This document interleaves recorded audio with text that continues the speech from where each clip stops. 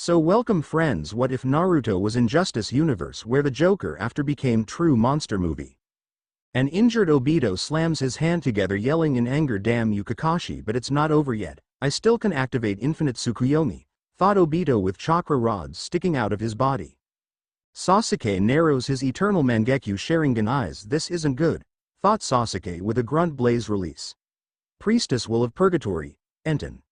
Rengoku no Miko Uiru, said Sasuke. He claps his hands together sending mini Amaterasu needles at Obito. Tobirama narrows his eyes seeing Obito attempting to seal Jubi in himself. Shit, growled Tobirama. He uses his flying thunder god technique, Hiraishin no Jutsu, to try to kill Obito. Tobirama glares at the Uchiha. I can't allow him to seal Jubi inside himself, there's no telling how dangerous this Uchiha will become. Flying thunder god water release. Swimming water god's assassination assault formation, Hiraishin Sweden. Mizu no Kami no Ansatsu Boko no Kaisei Osuie, thought Tobirama as he disappears in a splash of water particles.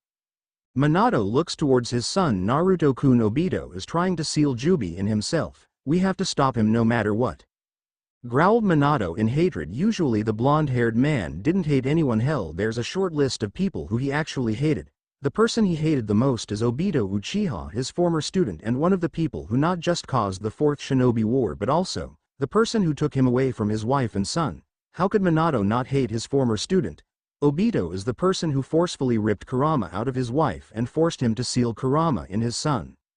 He always dreamed of becoming a father of his son, watching him crawl, walk, talk, and teach ninjutsu, but that was all taken away from him when Obito attacked Konoha.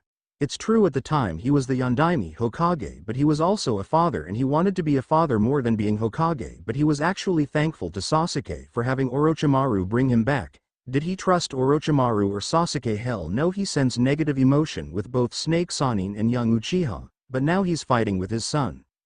Naruto looks towards his dad and nods his head. They have to stop Obito Uchiha right here and now or hell become the Jubi Jinchuriki. He had already witnessed the Jubi uncontrollable power and the young Uzumaki did not want to see what someone can do controlling that fearsome power. Yeah dad, you're right, but what do we do? Asked Naruto looking at his father. Minato gives his son a grin that told him he had a plan. How about we show Obito what happens when you mess with the yellow flash, Kiroi Senko, and orange ninja, Orenji no Ayu.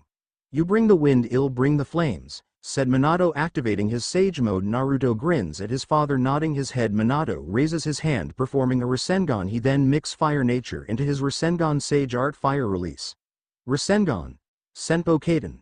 Rasengan, thought Minato. Naruto activates his own sage mode. Right dad, let's teach Obito Teme a lesson dabbeo, exclaimed Naruto. Minato hands Naruto his Hiraishin Kunai. Both blondes teleport towards Obito sage art window release. Rasengan. Senpo Photon. Rasengan, thought Naruto. Tobirama then appears behind Obito with both Hiraishin Kunai in his hands. The kunai are encased in water nature. Obito then coughs out blood as he has two cross gash mark across his shoulder causing the Uchiha to scream in pain. Sasuke's black flame needs nails Obito in his stomach casing Obito to cover his mouth, but the Uchiha throws up blood. He then pants, but he doesn't stop trying to seal Jubi the Ravenet. Uchiha then hears two spiraling sound. He looks up seeing both Naruto Uzumaki and Minato above him with Bor having sage mode. And in Naruto's hand is a white Rasengan and in Minato's is a red Rasengan. Obito looks in shock. No, this can't be happening. I can't die now. I still want to see Rin and achieve peace, yelled a frightened Obito not wanting to die. This for all the evil you've done Obito Teme, and this is for Nagato, Konan, and everyone's life you ruined, roared Naruto in anger and determination in his voice. This is for Kushina-chan and everyone who'd suffer at the hands of you, yelled Minato. Both Sage Art Rasengans slam on Obito's face. Sage Art Scorch Release. Burning Morningstar Rasengan, Senpo Shikuden. Moningasutabaningu Rasengan, yelled Naruto and Minato. A huge storm of fire and wind exploded, turning and burning everything on sight. The jutsu let out a loud screeching and roaring sound goes off, obliterating Obito Uchiha, sending the former student of Minato hell. Madara is inside of his blue Susanoo fighting against Hashirama and his wood release. Wood human technique, Mokuton. Mokujin no Jutsu. Madara narrows his eyes at the death LF Obito. It seems like I have to change my plans. Oh well. Obito was just another pawn in my plan, said Madara. He then glares at Hashirama. Madara goes through hand signs of snake, box, dog, and human. He then claps his handwind release. Hypersonic demonic hedgehog of ultimate whirlwind, photon.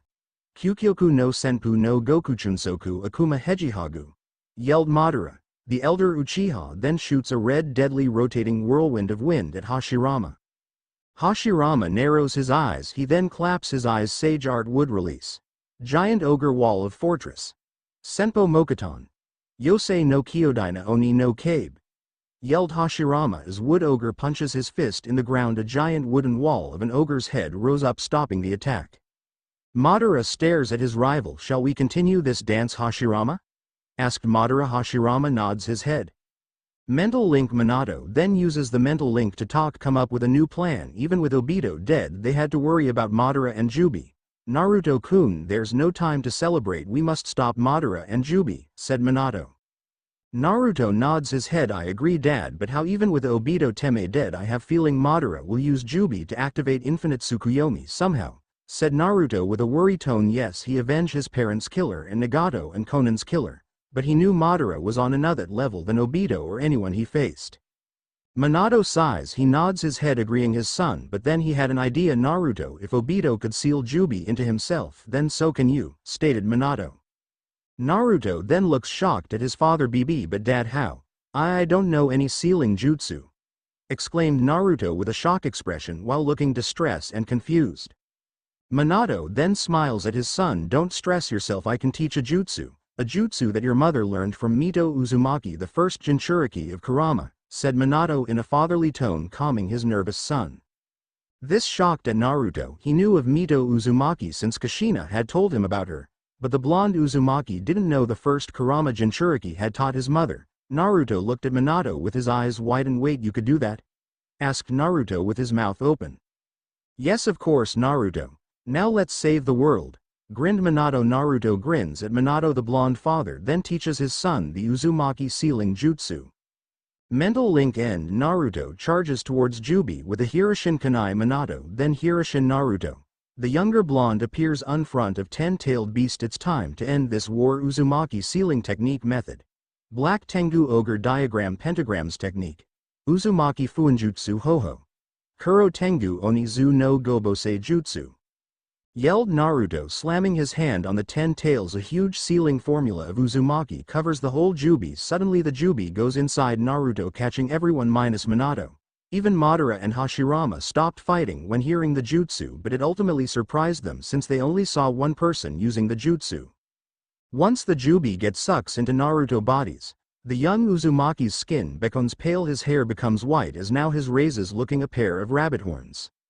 Naruto's blue eyes change into a purple rippled eyes. He then gains the third eye. This third eye is the first Dujutsu Rinne Sharingan. Naruto's whiskered birthmarks charged into black square lines, and gains a Kama necklace. His orange-black jumpsuit changed a white kimono, and Hakama on the back of the kimono is a black Rinnegan, armored boots, and a long flowing sash, with the latter two suggestive of Chinese influence. He wears a spiked breastplates. On the front of the breastplate has a black symbol of a spiraling whirlpool, with a spiked rim, with the addition of Chinese embraces and armored gauntlets, as well as layered spiked pauldron on each shoulder. Naruto wields a dual-headed shakuho. One end has a ringed hoop, while the other end possesses a crescent-shaped curve, representing the sun and moon respectively. Behind Naruto is 9 truth-seeking balls.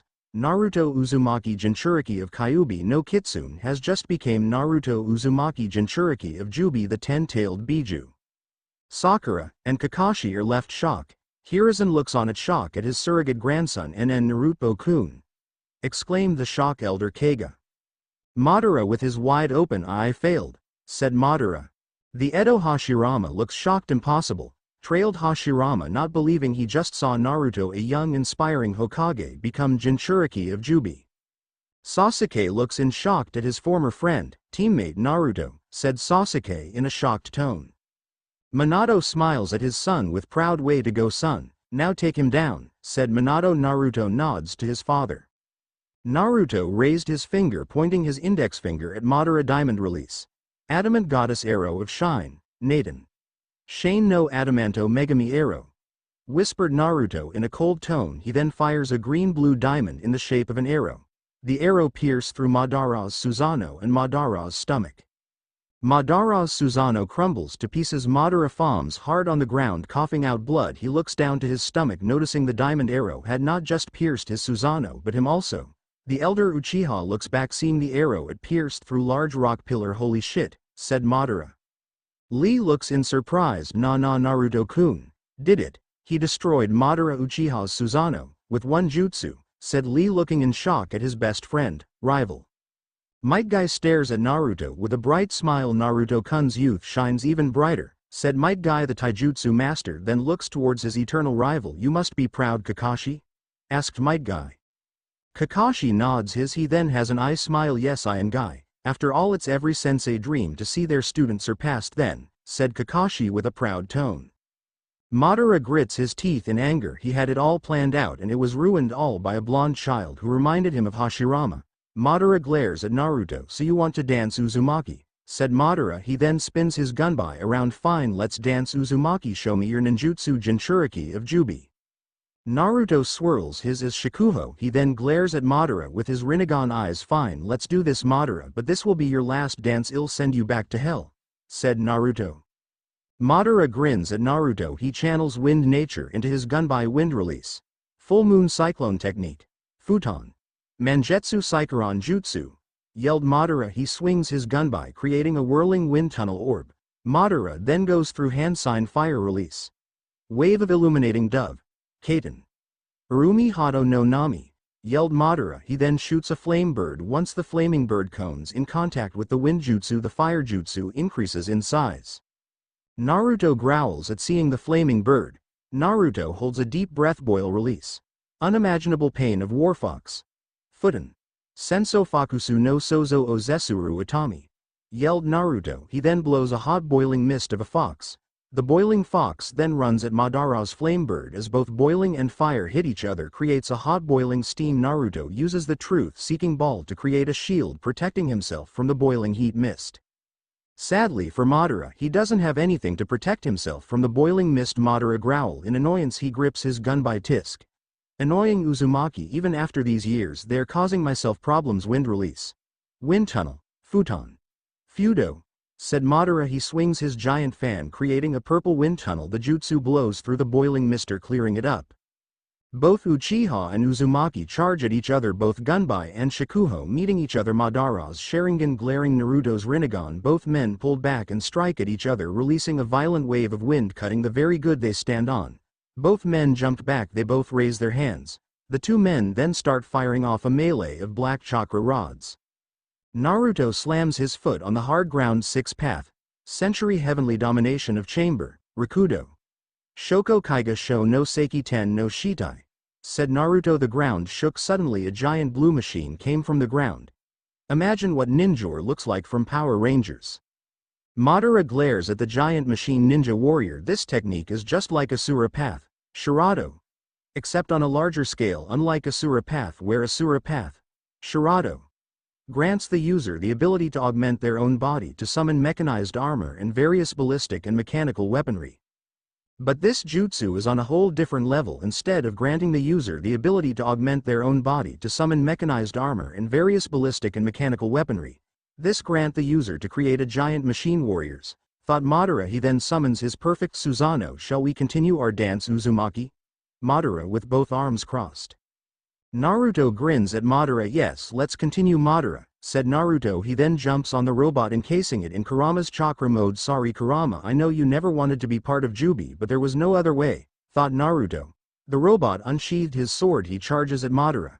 Madara creates his own sword. The two titans clash. When both swords came in contact, a huge backlash of wind had thrown everyone back.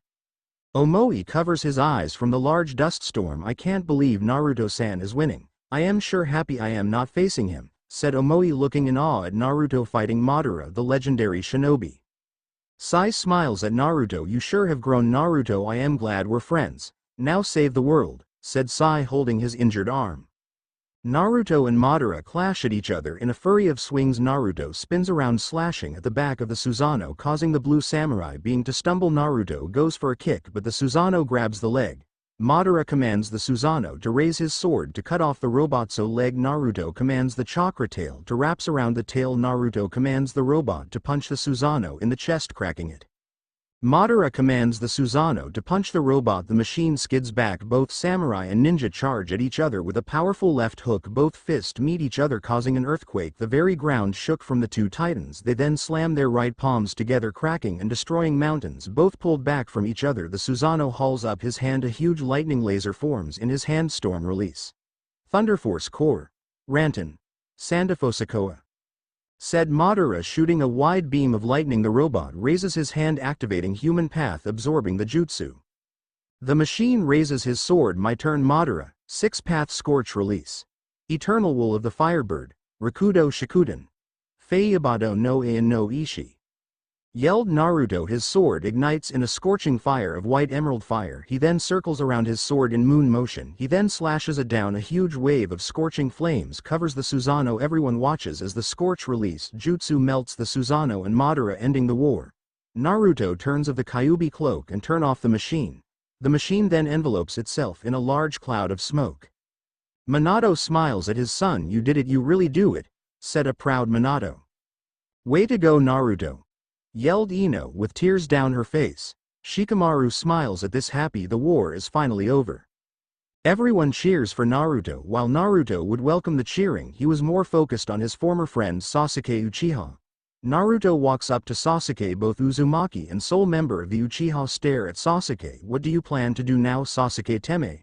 Asked Naruto, looking at his former friend. Sasuke stares at Naruto. My plans haven't changed, dope. I will become the Hokage and start a revolution, and I know you won't kill me, said Sasuke with his eternal Mangekyo Sharingan gazing into Naruto's Rinnegan eyes. Naruto places his hand on Sasuke's chest. He holds tightly on Sasuke's shirt. You're right, somewhere deep down I don't want to kill you, but I won't let you start some war, Sasuke, for some dumb reason. I am going to make sure you don't cause anyone any more problems. 6-path Uzumaki sealing technique. Demon star power of Olympus technique. Rakuo Uzumaki Fuinjutsu. Orinpasu no Akuma Sutapawa, yelled Naruto. A huge sealing formula covers Sasuke's body.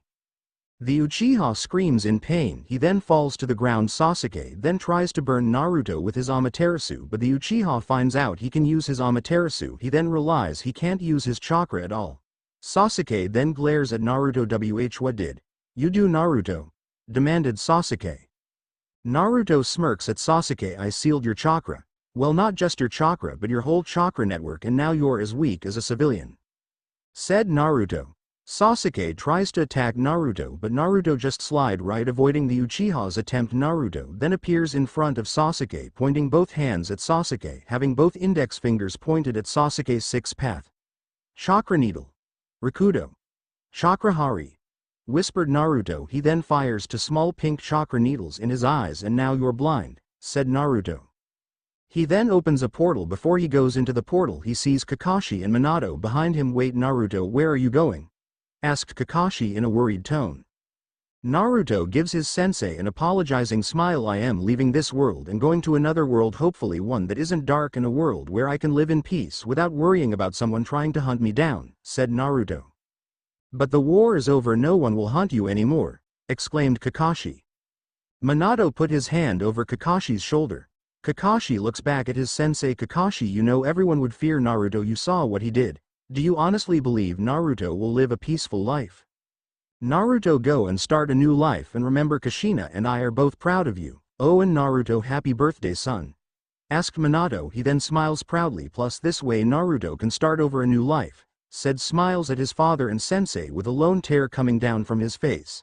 Kakashi sighs and nods his head. Naruto then walks into the portal, entering another dimension, one unlike his very own.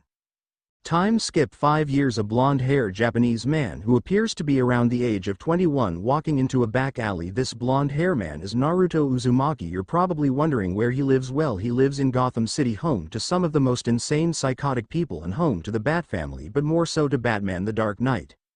As Naruto walks in the back alley, he patiently waits until he feels appreciates. He narrows his blue eyes in the darkness.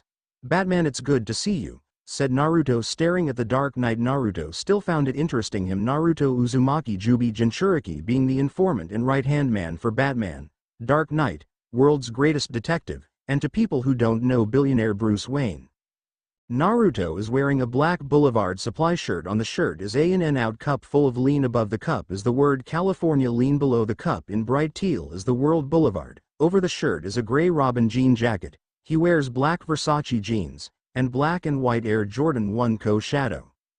Batman stares at him coldly, his cold blue eyes gazing into Naruto's own ocean blue eyes. Naruto, we must talk, follow me, ordered Batman in his usual cold tone void of any emotion. Naruto nods his head. Batman pulled out his grappling hook. The grappling line sent Batman high in the sky. Batman grips his cape, gliding through the air. Naruto smirks, he then flies up in the air. No matter how many times he sees Batman gliding through the Gotham City, it's still badass. It still surprised him. Out of all places he landed on Earth was Gotham City, which he was grateful. He could easily tell this city needed all the help it could get as both heroes glide and fly through the story. Naruto couldn't help himself to wonder what Batman needs. Both heroes land on top of a building. Both Dark Knight and Second Six Path stare at each other. Naruto crosses his arms. So, what do you want to talk about, Batman? You seem disturbed and slightly agitated, asked Naruto. Batman just stares, either ignoring his question or deciding not to answer to it. Lois Lane is pregnant, said Batman with his voice still void of any emotion. Naruto narrowed his eyes at this. He knew who Lois is. How can we not? He's been Batman's ultimate spy, doing what and going to places the Dark Knight can't go.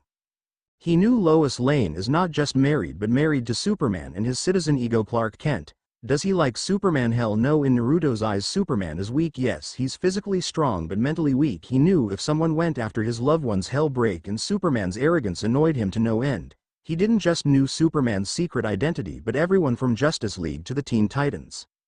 You're worried about if someone attacks Lois? Hell loose it, huh? Asked Naruto, giving the Dark Knight a suspicious. Yes, he may be the Man of Steel but he has a fragile mind, a weak one, easily broken, said Batman. Naruto nods his head in an understanding tone. He also understood Batman not fully trusting Superman. After all, when Vandal Savage used Batman's own plans for the JLA, it made it plain and simple. They are some of the strongest, greatest heroes, and if they ever went rogue it wouldn't end well for everyone, especially if Superman ever went rogue. Hell, it would be even worse if Batman went rogue. Hell, Naruto didn't even fully trust the League. The only people trust is Batman, Nightwing, and Batgirl. True, he does. So, what do you want me to do? Asked Naruto. Nothing for now, but be on the lookout, said Batman. How's your son Damien? Still a brat? Asked Naruto. He honestly did not like Batman's son. Hell, who would? He was arrogant, cocky, and overconfident. He reminded him of Sasuke, which he didn't like. He was honestly happy Damien didn't know he even existed because he believed Damien would piss him off to end. Batman just made click his tongue. He's alright, said Batman. Before Naruto could comment, they heard a loud alarm going off. Both turned their heads, seeing it was the Gotham City Bank. Naruto turns his head to Batman, finding gone. Naruto activates his Rinnegan, seeing Batman gliding through the sky, smirks at this. I am probably the only person who could see him when he disappears like that, said Naruto. He then waits until he sees Zetsu coming out from the ground. After a year he learned how to use his 6 path powers in various. One of the abilities he learned is to create life. He recreated both white and black Zetsu. He brought them to life so he can learn about this world and universe. He even had them find other heroes' secret lairs. He even found Superman's Fortress of Solitude in the Mischa. Hello Naruto-sama, said White Zetsu, bowing towards his master. Naruto nods his head. I take it the meeting went good, Naruto-sama? Asked Black Zetsu. Hey Black and White, have you got what I asked? Asked Naruto, looking at his creation.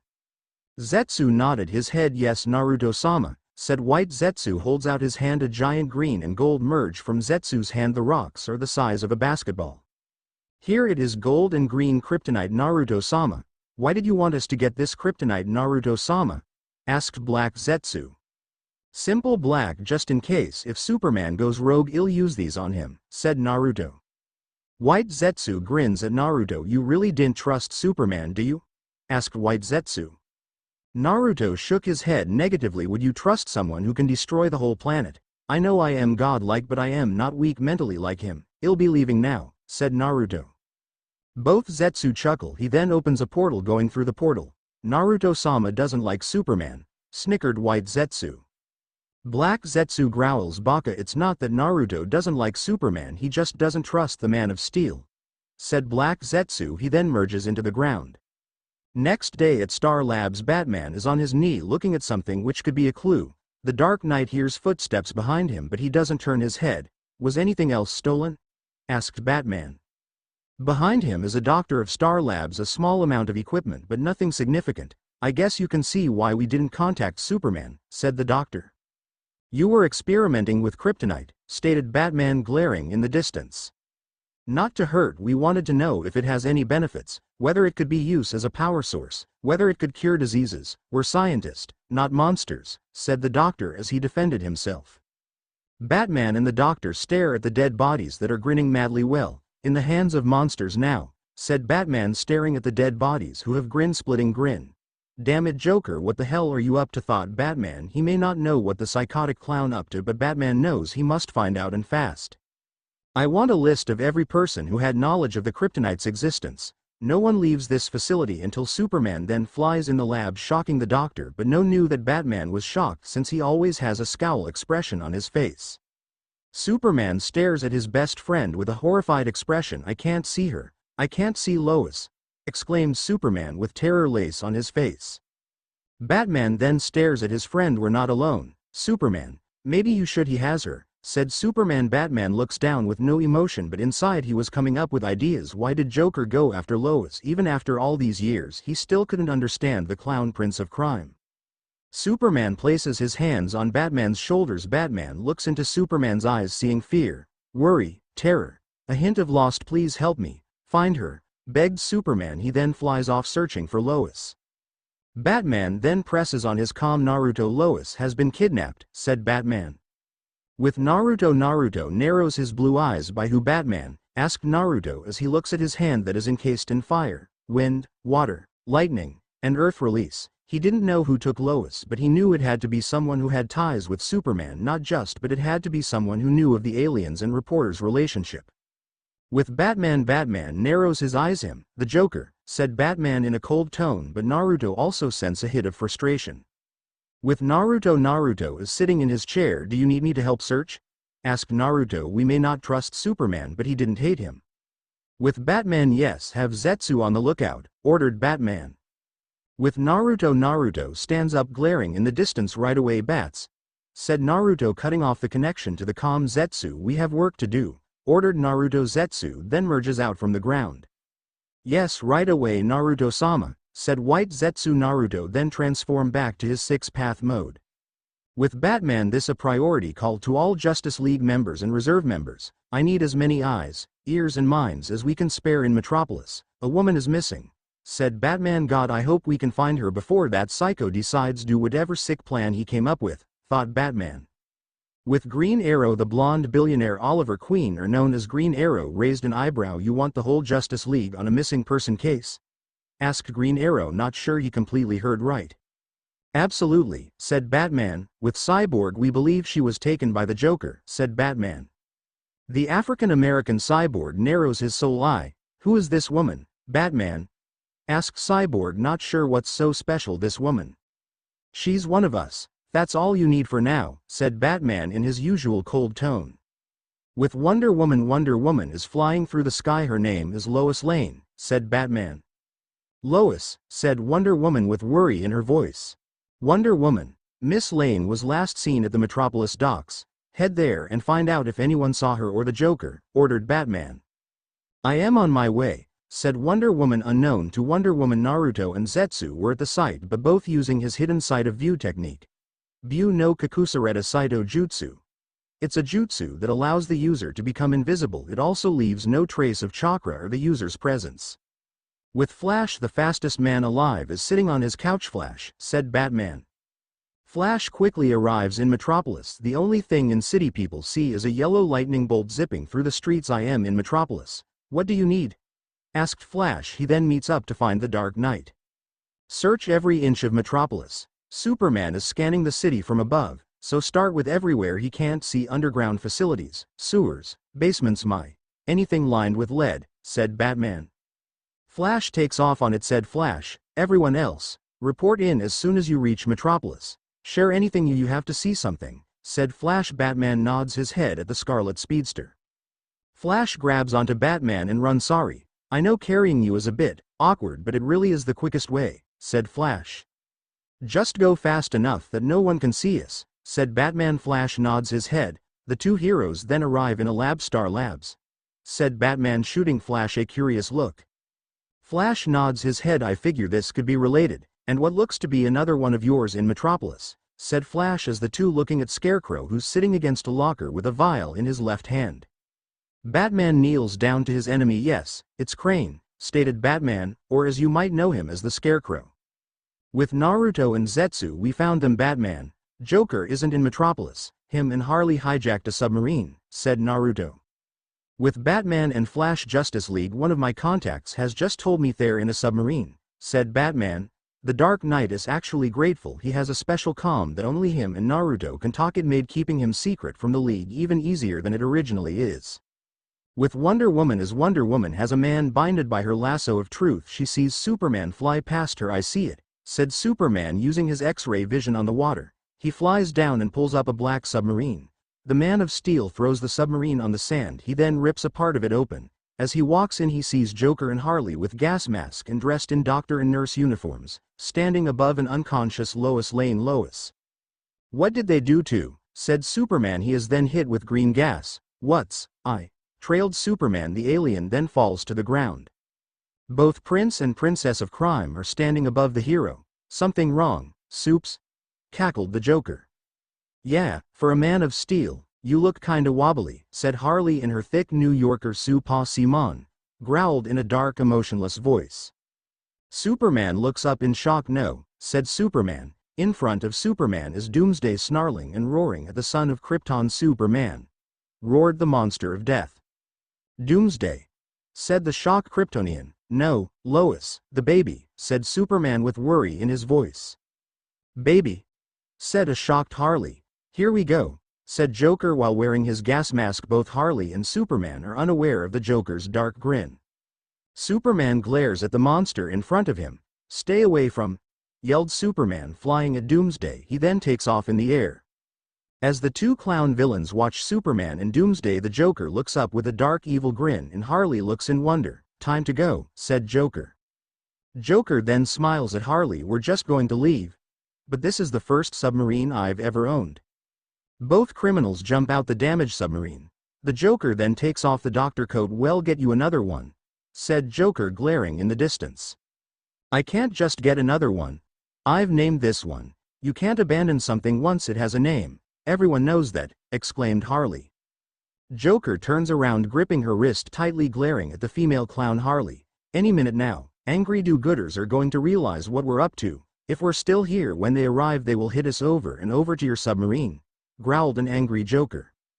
He then drags Harley with him. Harley turns around, waving to the submarine. Goodbye, Gunter, said Harley. Before the two can get away, they're trapped by a green construct hand by the Green Lantern. Hal Jordan.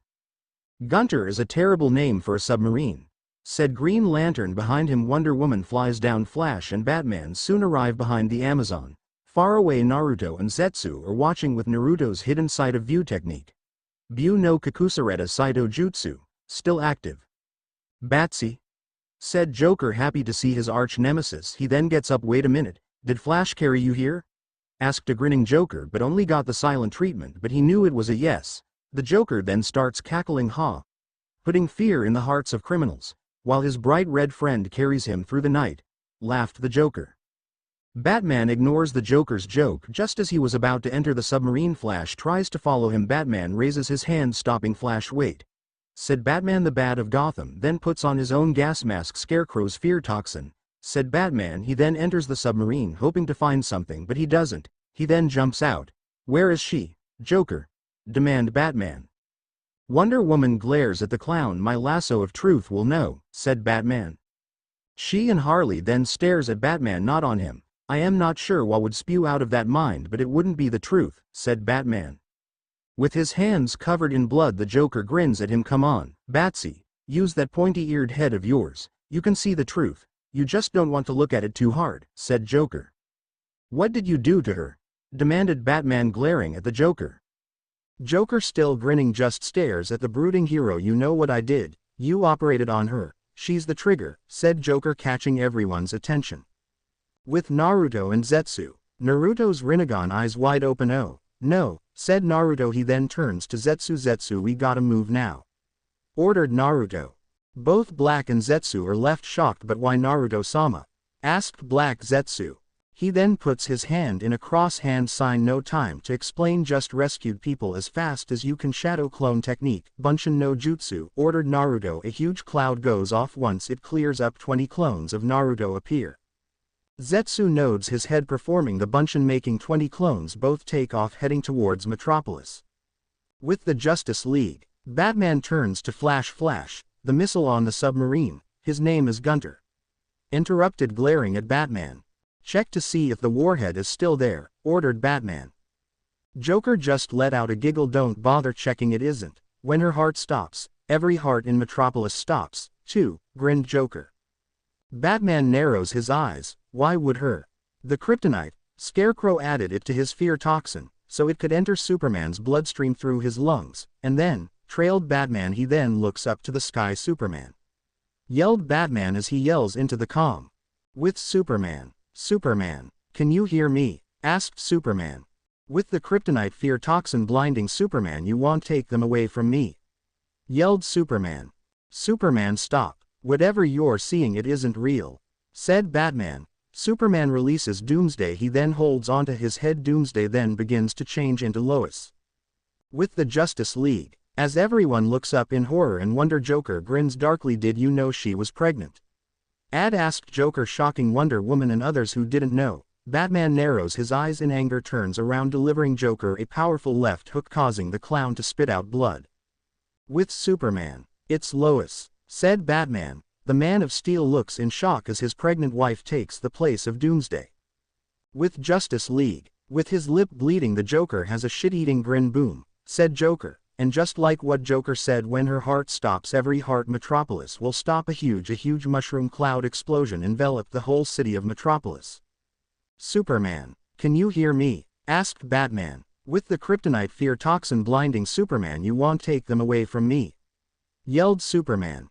Superman, stop. Whatever you're seeing, it isn't real, said Batman. Superman releases Doomsday. He then holds onto his head. Doomsday then begins to change into Lois. With the Justice League. As everyone looks up in horror and wonder, Joker grins darkly. Did you know she was pregnant? Asked Joker, shocking Wonder Woman and others who didn't know. Batman narrows his eyes in anger, turns around, delivering Joker a powerful left hook, causing the clown to spit out blood. With Superman. It's Lois, said Batman. The Man of Steel looks in shock as his pregnant wife takes the place of Doomsday. With Justice League. With his lip bleeding, the Joker has a shit-eating grin. Boom, said Joker. And just like what Joker said, when her heart stops, every heart Metropolis will stop. A huge mushroom cloud explosion enveloped the whole city of Metropolis. Recap end. Naruto, clones, and Zetsu fly through the city, teleporting everyone they can to Gotham City. Zetsu looks towards Naruto. Naruto-sama, I don't understand why you're flying around the city, asked White Zetsu in confusion. Black Zetsu scoffed at White Zetsu. Isn't obvious, you twit? Asked Black Zetsu, who's annoyed at White Zetsu idiocy. But White Zetsu could be quite clueless, and it was always their father or his job to explain to White Zetsu, which can be annoying. As White Zetsu flies through, each Zetsu sees people. He uses the Kamui and teleports the citizens of Metropolis to Gotham City. Not really, said White Zetsu. Black Zetsu sighs at this and mutters, idiot. The Joker set off a bomb in Metropolis that's triggered to Lois Lane heart. Naruto-sama knows she can't be safe thanks to Superman's blind anger, so we're rescuing as much people as he can, said Black Zetsu. White Zetsu nods his head. But I think we should stop talking, said White Zetsu, which Black Zetsu agrees, since the more they talk, the less time they have. Naruto flies through, teleporting people away with Kamui, Hirushun, and using his Rinnegan to send them to Gotham. Naruto creates shadow clones. They fly to a group of people. Shadow clone technique. Authority of the Gods, Kage Bunshin no Jutsu. Kamui, thought Naruto. The clones safely teleport the people out of danger. Damn it, there's no way we'll be able to save everyone, thought Naruto. He then narrows his eyes at Superman, who's flying up into space. He then grits his teeth as he sees the explosion going off. Fuck. Zetsu, hurry and save everyone as you can. After that we gotta leave, said Naruto as he's speaking to his creation telepathically. Naruto then sees Superboy, Beast Boy, and Kid Flash from the Teen Titans running through the city, which looks like they are racing. Should Beast Boy or Kid Flash won't be able to survive the explosion, but I won't let them die, thought Naruto. He then opens a dimensional portal into of both Superboy and Beast Boy. Zetsu, save Kid Flash, ordered Naruto. Both White and Black nods their head. Will do, Naruto-sama. Kamui, said Black Zetsu as he teleport Kid Flash on a rooftop of Gotham City. The young speedster looks confused. One moment he was in Metropolis and the next he's in Gotham City. Kid Flash quickly gets up from the ground and rubs the back of his head. He then sees Beast Boy and Superboy getting. Superboy, Beast Boy, do any of you know how we got in Gotham City? Asked Kid Flash. Superboy attempts stand up but wobbles. He then shakes his head and looks around. See, they are in Gotham City. He then looks towards Kid Flash. I don't really know. I mean, one moment we were in Metropolis and next we are in Gotham. It just didn't make any sense, said Superboy as he rubs the back of his head. Right after Superboy had said that, a huge explosion goes off which destroys everything and everyone who were caught in the blast of the nuke. The young heroes and citizens of Metropolis looks on in shock as their home has been nuked, and the only question they have is who did this and what kind of monsters Cole set off a nuke in their city, killing thousands of people. The green-skinned man has his hand over his mouth with a terrified expression. Oh my God. Connor, Bart, are you seeing this? Yelled Beast Boy in shock and horror. Kid Flash found himself shocked with horror. I am seeing it, but I don't believe it, stuttered Kid Flash with fresh tears coming down from his face. Superboy has a lone tear coming down as he hears the voices of Metropolis just going silent. The young Kryptonian bows his head in sadness. He then falls to his knees and punches the ground with his fist that leaves a small hole in the ceiling. Who could have done this? Growled Superboy. It was the Joker, young alien, said White Zetsu. The young heroes looks behind them, finding a man covered in black like shadow whose eyes were yellow. Who's Naruto, with Black Zetsu covering his body. The man next to him is White Zetsu, dressed in black armor, superhero-like suit. On his chest is an emblem of the Rinne Sharingan and wears a black visor. Superboy eyes lit up with red. Kid Flash jumps back ready to run at the two mysterious people, and Beast Boy transforms into a green bear. Superboy glares at the two. Who are you two? Yelled Superboy. Naruto just stares at the three young heroes. We were the ones that rescue. If you believe my friend and I are lying, you could just listen to my heartbeat and see if I am lying, said Naruto in confidence.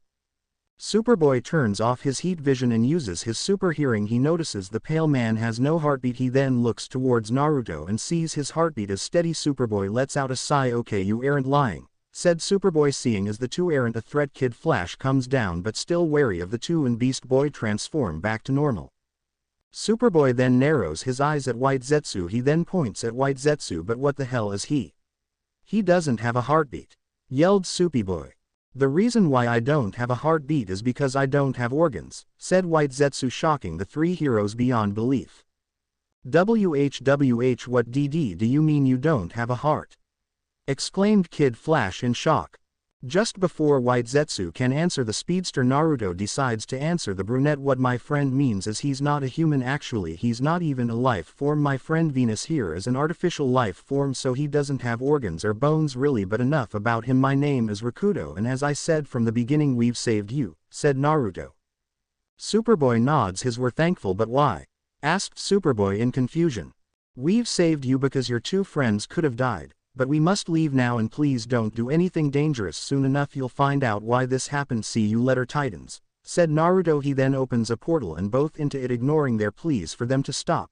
Batman, I hope you know this changes everything, said Naruto through his calm, but all he got was silence. But the second sage of Six Path wasn't shocked. With Superman, the Man of Steel flies down to the burnt ruins of Metropolis with his dead pregnant wife in his arms, with her own blood smeared across his emblem. With his city, wife, and unborn child dead, Superman falls to his knees hugging his dead wife's body. With Batman, the Knight of Gotham in a holding cell with the smirking clown Prince of Time, the Dark Knight glares heatedly at the Joker. Why? Asked Batman as he glares at his arch-nemesis, but unaware to Joker. Naruto, White Zetsu and Black Zetsu are in the room, hidden away using their hidden sight of view technique, View no Kakusureta Saito Jutsu. Joker just rolls his eyes and gives him an all-knowing look. Why? You need a reason. It's probably the same reason I beat that puppy to death with a kitten last week, said Joker. He then grins at Batman when the howling and meowing stops, and all you're left with is a mess of fur, obid blood and brains. Well, you can't beat that warm glowing feeling inside, said Joker as he gazes at Batman. Batman grips onto Joker's suit, glaring at the man who nuked a city, and murdered a woman, and her unborn child. This has always been about us. Why did you do this to him? Asked Batman, wanting to know why this madman went after Superman. Joker's own green eyes gazes into Batman's own blue glaring eyes. Every time you and I play, I lose. I was getting a bit bored of always losing. I thought I'd try this on easy mode for a bit, and it was easy. It was easy as beating a puppy to death with a kitten, grinned Joker with an insane look. With Green Lantern. In a forest, both Green Lantern Hal Jordan and Flash bring a few people who they were able to save from the nuke. Green Lantern flies down with people in a green construct of energy. Is that the last of them? Asked Green Lantern. Flash zips through, carry 2 people. Yep, all the outlying areas have now been evacuated to outside the falloid zone, said Flash. Green Lantern then looks back at Flash. Superman? Asked Green Lantern. I think he's still in Metropolis, said Flash. Both Lantern and Flash look at the nuked city. Have you tried to talk to him? Asked Green Lantern. His communicator stopped working as soon as he entered the blast zone, and, with that much radiation, Superman's the one guy who can stand at ground zero. No one else can really enter without, trailed Flash. In Metropolis, Wonder Woman flies down, seeing Superman on his knees hugging his dead pregnant wife in his arms. The Amazon walks to the alien. She then places her arm on Superman. Clark, said Wonder Woman, hoping she can calm the distressed man. Superman looks at Wonder Woman with tears running down his face. Diana, said Superman. He then caresses her cheeks. I killed them. I know. No, you are not responsible for this. That madman orchestrated the whole thing, said Wonder Woman, interrupting Superman as he blames himself. Superman then rises from the ground. Will you hold her? Will you keep them safe? Asked Superman, looking at Wonder Woman in a defeated tone. Wonder Woman nods her head. Of course, said Wonder Woman. Superman then hands her his dead wife. I'll be back, said Superman, taking off in the sky. Where are you going? Asked Wonder Woman. As Superman flies through the skies, he is greeted with Green Lantern. Superman! Exclaimed Green Lantern as he flies up to the distressed Man of Steel. Where is he? Asked Superman, narrowing his blue eyes. The Joker. Where did they tage me? Asked Superman. Batman took him to Gotham Prison, but I don't think you should see him. But Superman flies past the Emerald Knight. Hey!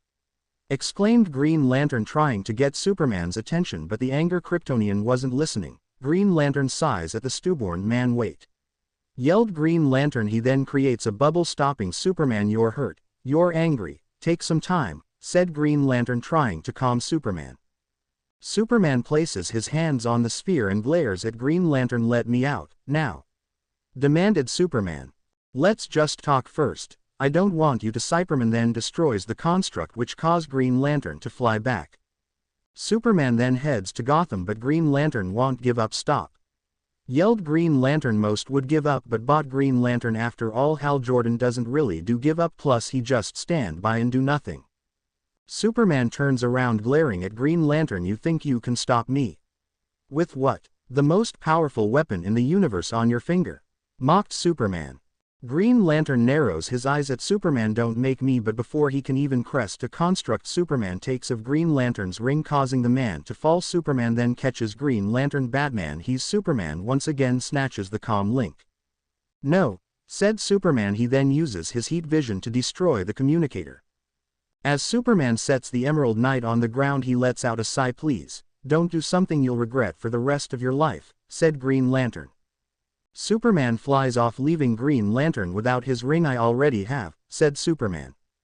With Batman. The Dark Knight stares at the clown, who has a sad expression as he stares at Batman's solemn expression. Which someone took it all away from you once too, didn't they, Bats?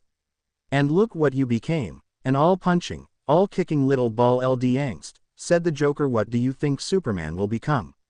He's a god who has deluded himself into believing he's a man. What will he turn into? Thought Joker with small smile on his pale face. Batman glares at Joker. There are some things even you can't corrupt, Joker, said Batman in confidence. While he said this, Naruto lets out a silent sigh. He then narrows his eyes, sensing Superman. Shit, this can't be good, thought Naruto. White Zetsu lets out a silent groan. Batman, you truly are foolish to believe after this Superman will be the same, but this is the day everything will change. It also seems well have get out of the shadows, thought White Zetsu. Joker lets out a laugh. Ha. Oh, Batsy, you're so cute, said Joker with a grin. Superman then crashes through the ground. Naruto, White Zetsu, and Black Zetsu narrows each of their eyes at Superman. Batman shields his eyes from the light, and the Joker just smiles at the sun from Krypton. You honestly think your friend will still be fun to play with? Thought Joker. White and Black Zetsu glares at Superman in suspicion. If you break the bat, hell come back even stronger, but if you break the Kryptonian, you created something just as worst as Madara Uchiha, thought Black Zetsu. As Superman enters the room, he throws a table, making the Gotham Knight jump from the sheer strength Superman put in the throw. He will grieve, but he will stay one of the best men I know, thought Batman as he watches his friend walks towards Joker. Superman grips onto Joker, glaring at the clown that had took everything from him, while Joker just grins at Superman. No. I think it's going to be a whole lot funnier than that, thought Joker. Superman then glares in hate at Joker. He pulls his hand, BSCK thrust it through the Joker's chest with his hand covered in the blood of the man who took his family away. As Joker lets out the last laugh, Batman looks in shock as Superman has done the one thing he thought his friend will never do: take a person's life. At Titan's Tower, while Superman has killed Joker, the death on the news, the destruction of Metropolis is all over the TV, the Titans look on in shock. Red Robin steps in the room. Oh no, said Starfire with a shocked expression. Wonder Girl covers her mouth in horror, but Superboy, Beast Boy, and Kid Flash fly and through the room with a sad expression. The Titans hug Superboy while Wonder Girl and Starfire cry their eyes out, hugging her friends. You're all alive, thank Hera, exclaimed Wonder Girl as she cries into Superboy's chest. Superboy hugs her while Starfire gives a big strong hug to Beast Boy. She smiles down at him. Garf, I am so happy you're saved, BB. But how? Asked Starfire. Superboy pulls away from Wonder Girl. He then turns to Starfire. We were saved, said Superboy. Red Robin raises an eyebrow. Saved? Saved by who, Connor? Asked Red Robin. Beast Boy smiles at Red Robin. We were saved by these two dudes, Rakuto and Venus. They are the ones that saved us, said Beast Boy with a fake grin. Starfire smiles at her green-skinned friend. Whoever it is, I am thankful, said Starfire, thankful that whoever this Rakuto and Venus are. But the orange-skinned alien had a feeling things will change, but for the worst. They then sit down and watch the news while Superboy, Wonder Girl, Starfire, Beast Boy, and Kid Flash watch the news. Red Robin is on the phone trying to call any of the heroes. Damn it, answer, growled Red Robin. The third Robin of the Dark Knight turns to Starfire. I can't get a hold of Batman, or anyone in the Justice League, explained Red Robin. Do we sit here and do nothing? Asked Starfire, who has her eyebrow raised. I don't know, said Red Robin. Superboy then gets angry at the TV. Turn it off, said a frustrated Superboy. Red Robin looks towards Superboy. Connor, I am the new guy, tell me, what do we do? Asked a very confused Red Robin. Superboy bows his head in sadness. Wonder Girl looks up at Red Robin. We don't even know where to start, we have no idea who did this, said Wonder Girl. Beast Boy looks towards Wonder Girl. Actually we do, Venus had told us it was the Joker, said Beast Boy, who still can't believe him and Bart are still alive. What Garth is saying is true, it was the Joker, said Nightwing as he enters the tower. Starfire looks back in shock. Dick, exclaimed Starfire. He tricked Clark into killing Lois, which set off the nuclear bomb, said Nightwing as he looks upon the shocked faces of the Titans. But Superboy is shocked the most out of anyone. The Joker murdered Lois? Asked Superboy. Nightwing walks to the Boy of Steel. Nightwing then gains a sad expression. That's not all, Superman. Trailed Nightwing. Superboy looks down in sadness. No, please don't say it, he just murdered that Joker, said Nightwing, finding out that the man he looked up to had did the most horrible crime possible. He flies with tears coming down his face. Connor, yelled Wonder Girl. Let him go, said Nightwing. Starfire then walks to the former leader of the Teen Titans. Dick, can I talk to you alone? Asked Starfire. Nightwing nods his head. The two then walk in the hallway. You should come back. Tim isn't ready to lead the team. Not under these conditions. We need our leader back. I need you back, said Starfire, holding on Dick's hand. We both agreed that my leaving was the best for both of us, said Nightwing as he looks towards the beautiful alien woman. That was before, said Starfire. Right now the best thing the Titans can do is take the time to grieve. Connor's gonna need help getting through this, said Nightwing. That's why you should stay, explained Starfire. I can't. Batman and Rakuto needs me now more than ever. I'll keep you in the loop, but promise me the Titans until you hear from me, said Nightwing. Stay out of what? Asked Starfire. Anything to do with Superman, said Nightwing, not wanting anything to happen to his former lover and friends, but unknown to both heroes they are being watched by White Zetsu. With Superboy. Superboy had decided to get answers out of Superman, his idol and the man he was cloned from. Clark, I heard about Lois, thought Superboy. Those were the thoughts that went through his mind.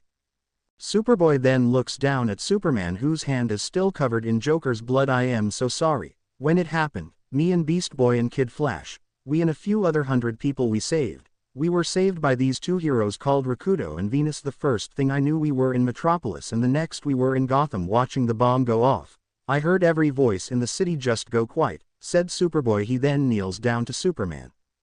I am not trying to compare what happened to me to losing your wife and child. I am just saying that, on some level, I suppose I know what you're going through. Yes, my friends are alive, but I do know what it feels like losing some. After all, it's been 2 years since Ravager was killed by Parasite, but just like you, I'd heard every voice in Metropolis just vanished. It's the worst kind of hurt there is. It makes me want break things. I get it. What I don't get is why did you have to kill him? Asked Superboy with an almost heartbroken tone. How could you do that? You were everything to me, Clark. All I wanted was to one day live up to you, to really feel like I earned the right to wear your symbol, said Superboy. He then stands up, pressing his own hand on his emblem. Now how am I to wear this S on my chest? Asked Superboy, but all he got out of Superman was silence, feeling as he said all he needed to say. He takes off. The next day in New York City, Superman is giving a speech while the Titans try to come with the terms that Superman has killed the Joker and hundreds if not thousands of lives have been lost. Superboy is watching above, but Naruto is watching a far distance, narrowing his blue eyes. My name, my Earth name, is Clark Kent, said Superman. What happened yesterday can never be allowed to happen again. Monsters can no longer roam free among us, said Superman as he cruised the podium with in hand. I am calling for an immediate worldwide ceasefire. All hostilities will stop immediately, or I will stop them. It's over, said Superboy. Naruto sighs to himself. I knew something like this will happen. It's only a matter of time before people have to choose which side they are taking, Gotham's Dark Knight or Krypton's Sun, said Naruto. He then opens a portal to visit Barbara. With Barbara, Oracle aka Barbara Gordon, formerly known as Batgirl, has just found out what has been in Metropolis. The redhead rubs her eyes, wiping away the tears that have been coming down her face. She just couldn't believe someone nuked Metropolis. She knew there was only one man, but it made no sense. But most of the things that Clown does either doesn't make sense or the Joker has another motive for doing something like this, but she didn't want to say it was him since she didn't know if Realki was him. But just like everyone who's mourning the people that have died, she's mourning the death of her good friend Steel. But she then sees a square black hole in the middle of the room. Usually this might alarm someone, but not the former partner of Batman, since she knows this is Naruto's Yomatsu Hirasaka, Underworld Slope Hill. Naruto then walks out of the portal. She smiles at Naruto. Hey Naruto, said Barbara. Naruto smiles at her. Hey Barb, how you holding up? Asked Naruto as he sits down on the couch. I am handling it, but Naruto, tell me, did he really nuke Metropolis? I know it's something he might do, but I want to be sure if he really did, said Barbara, staring into Naruto's blue eyes. Naruto nods his head. Yes, the Joker. Not just that, but the bomb was triggered to Lois Lane Hart. The Joker had tricked Superman into killing Lois and his unborn child. When her heart stopped, the nuke went off, said Naruto. He ignores Barbara's shocked expression. That's not all. Superman has killed Joker, said Naruto. Batgirl covers her hand in horror. Oh my god, exclaimed Barbara. Naruto then drops his disguise. He then turns back to his true form with his staff in his hand. Naruto then stands up. But I am not surprised Superman killed him after he's weak, said Naruto. Barbara raises an eyebrow at her all-powerful friend. What do you mean? Asked Barbara, looking into his Rinnegan eyes. Naruto turns to the crippled woman. What I mean is, while Superman is strong mentally, he's weak. I mean, think about the things Bruce had been through, yet he had never been broken. After all, Bruce still didn't kill Joker when he murdered Jason. What I am saying, no matter what Batman had gone through, he would come out stronger, but Clark on the other hand will break, and that's what he did. This is Joker's last joke, said Naruto. And that would be? Asked Barbara. Joker had proven even a god can lose everything and become something worse, said Naruto. Barbara narrows her eyes. You don't think this is over, do you? Asked Barbara, but it was more of a statement. Naruto just gazes into her eyes. No, I don't. This is just the beginning, but I have to go now. There are some people who will need me. Also, Batman has a job for me, said Naruto as he uses Yomatsu Hirasaka, Underworld Slope Hill, to open a portal. What job does Batman want you to do? Asked Barbara. He wants me to watch over Harley. He suspects that he'll go after her, said Naruto.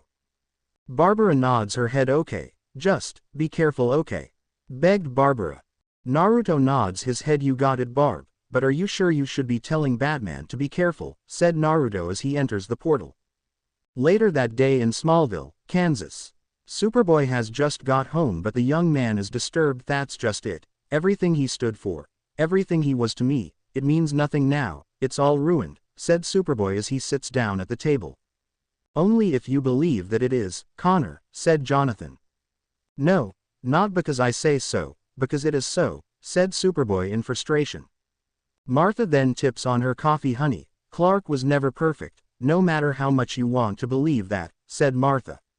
So you're okay with, exclaimed Superboy, hoping his adopted parents weren't okay with their son and his brother figure okay with Clark killing someone.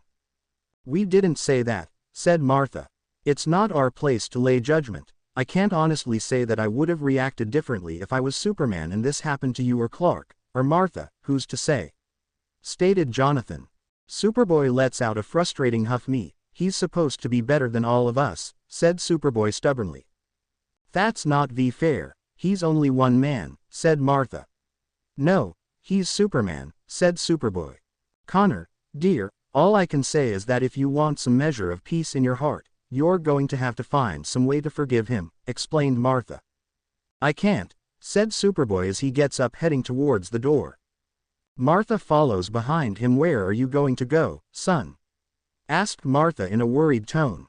I am not gonna let him get away with it. Someone has to stop him, said Super as he narrows his eyes. The young man then takes off. While Superboy flies off, Wonder Girl watches him fly. I located Connor, but he's on the move again, and it sounds like he's going after Clark, said Wonder Girl.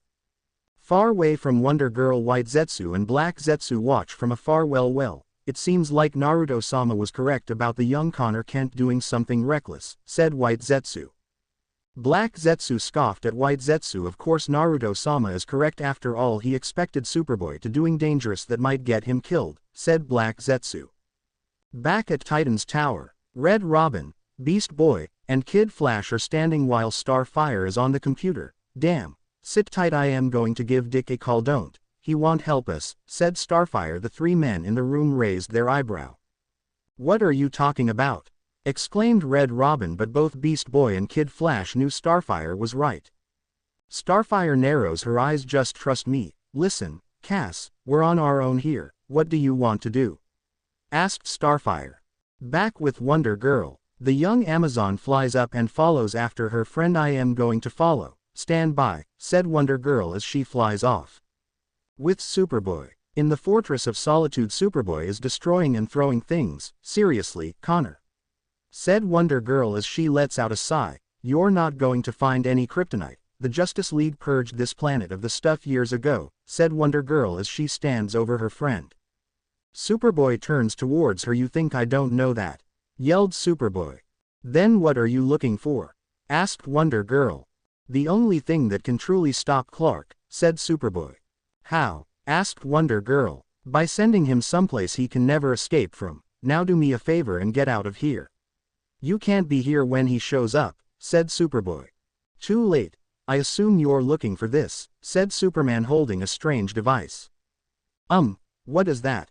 Asked Wonder Girl. A Phantom Zone projector. He wants to punish me by sending me to the Phantom Zone. Very Capyotonian of you, Con-El. Believe me, the last thing I want to do is hurt you. But no one is going to stop me from making sure that there is never another Joker, not even you, said Superman coldly. Superboy tackles Superman, ignoring Wonder Girl's pleas. Just as Superboy was about to punch Superman, Superman punches Superboy in the jaw, knocking him aside. Wonder Girl then charges at Superman, but he blows her away with his super breath. Superman then floats above the young Amazon and Kryptonian. "I appreciate your compassion, but this is not a fight you can win," said Superman, gazing down at the two.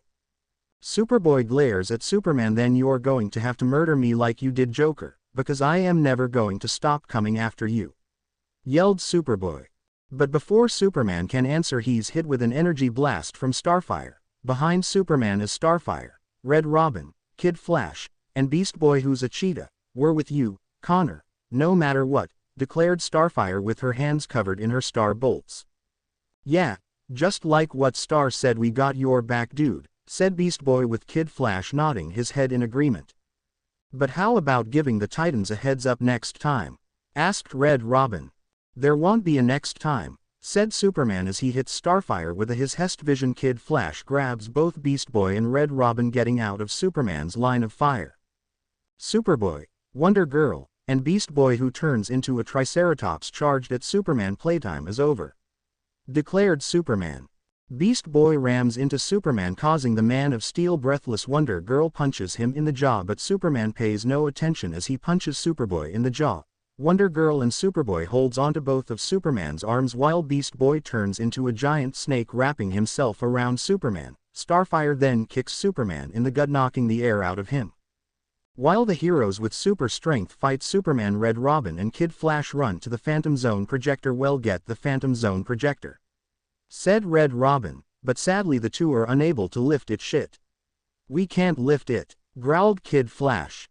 Superman then headbutts Starfire, knocking her down. "That's because the safety cap weighs 100 tons, said Superman. He then grabs both Wonder Girl and Superboy's heads, and smashing them together, he then grabs Beast Boy and throws him to the ground hard, forcing the green hero to transform back in his human form. He then gazes at Red Robin. "Bruce tells me you're a really bright kid, Tim, so I imagine you recognize just how pointless this is," said Superman.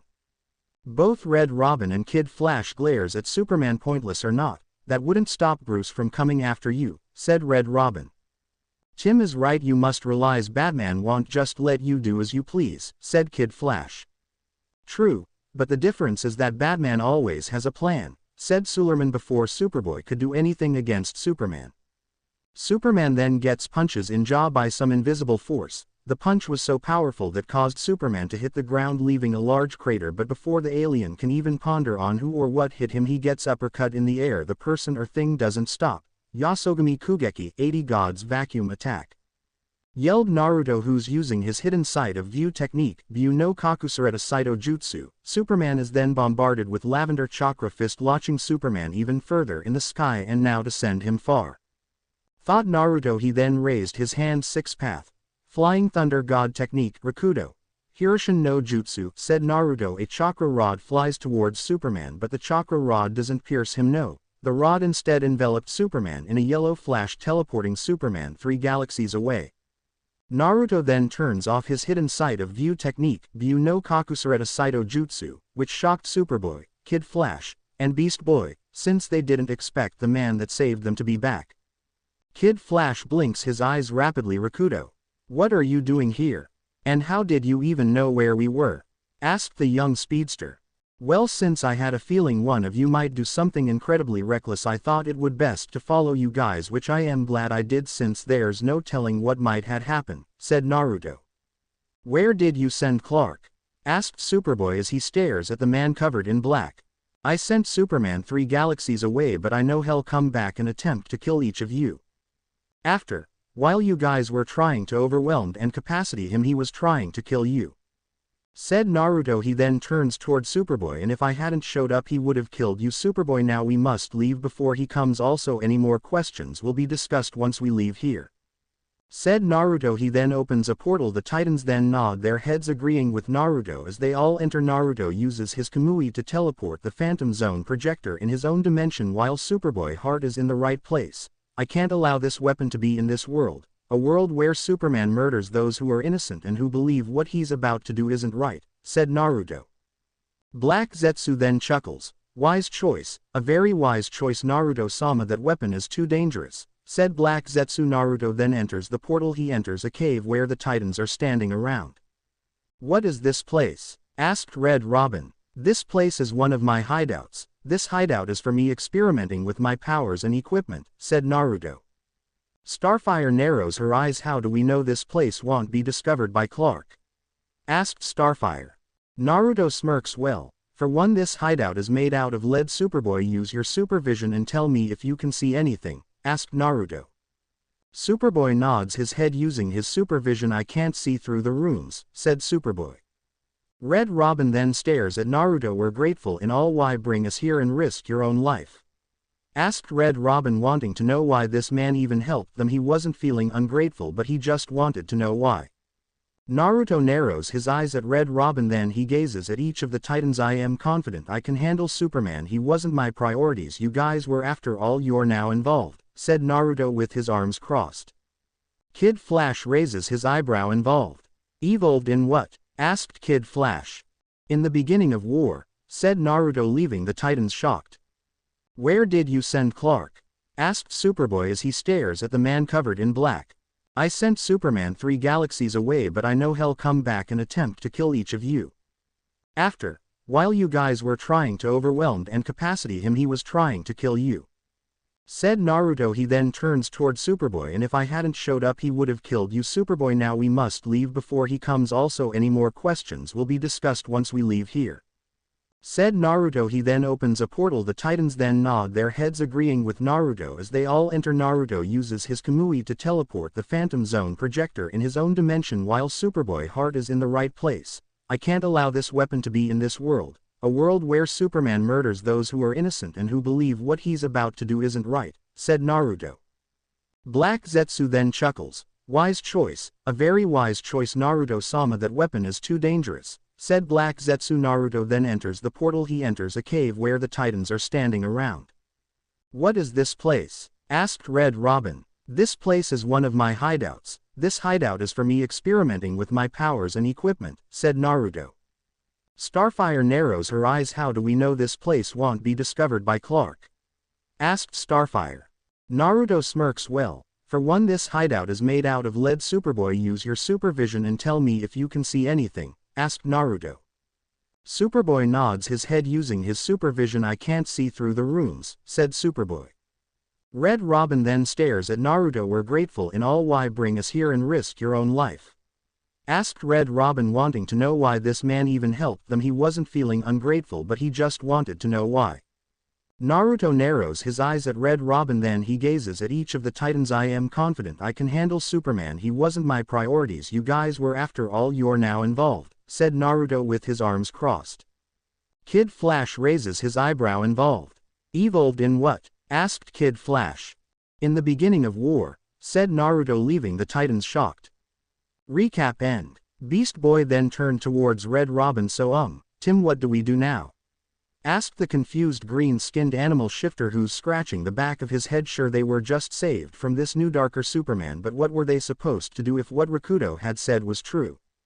Red Robin then looks conflicted. While they were saved by Naruto, but everything has been happening just way too fast for Third Boy Wonder. First Metropolis has been nuked, then Superboy, Kid Flash, and Beast Boy come back, who escaped death, and then they had to fight a losing battle against Superman. He then massages chin with a dreadful expression. And if it wasn't for Rakuto, I am sure we would have been killed. Killing us wouldn't take that much effort. Only a second, thought Red Robin. He then glances to the troubled Beast Boy. I am not sure, Gar, this is happening way too fast and sudden. Corey, what do you think we should do? I am still the newbie in the Titans, said Red Robin, hoping one of his elders could help.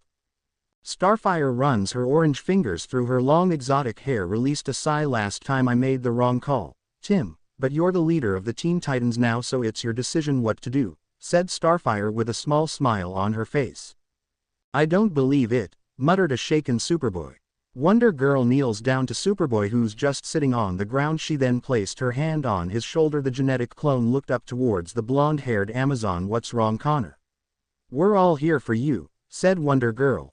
Clark really tried to kill us, stated a heartbroken Superboy. Even after escaping death, it suddenly hit them. Superman, the Man of Steel, son from Krypton, and Hero of Justice had literally attempted to kill them. They just realized if not for Rakuto none of them would be standing right now, they'll most likely be dead. Kid Flash runs his hand through his hair. Connor is right guys, said Kid Flash, gaining the attention of the other heroes. Wonder Girl raised an eyebrow at the young speedster. Bart, what do you mean? Asked Wonder Girl. He quickly turns his head towards Wonder Girl. Think about it, Cassie. Superman, the man who talked about truth and justice, had literally tried to kill us. If what Rakuto was saying was true, he was attempting to kill Connor, and last time I checked, aren't you and him basically brothers? Questioned Kid Flash, who turned towards Superboy and sees Beast Boy transformed into a small bunny rabbit just laying down on his head. Superboy slowly nods his head as he tries to get over the fact his mentor, brother, attempted to murder him.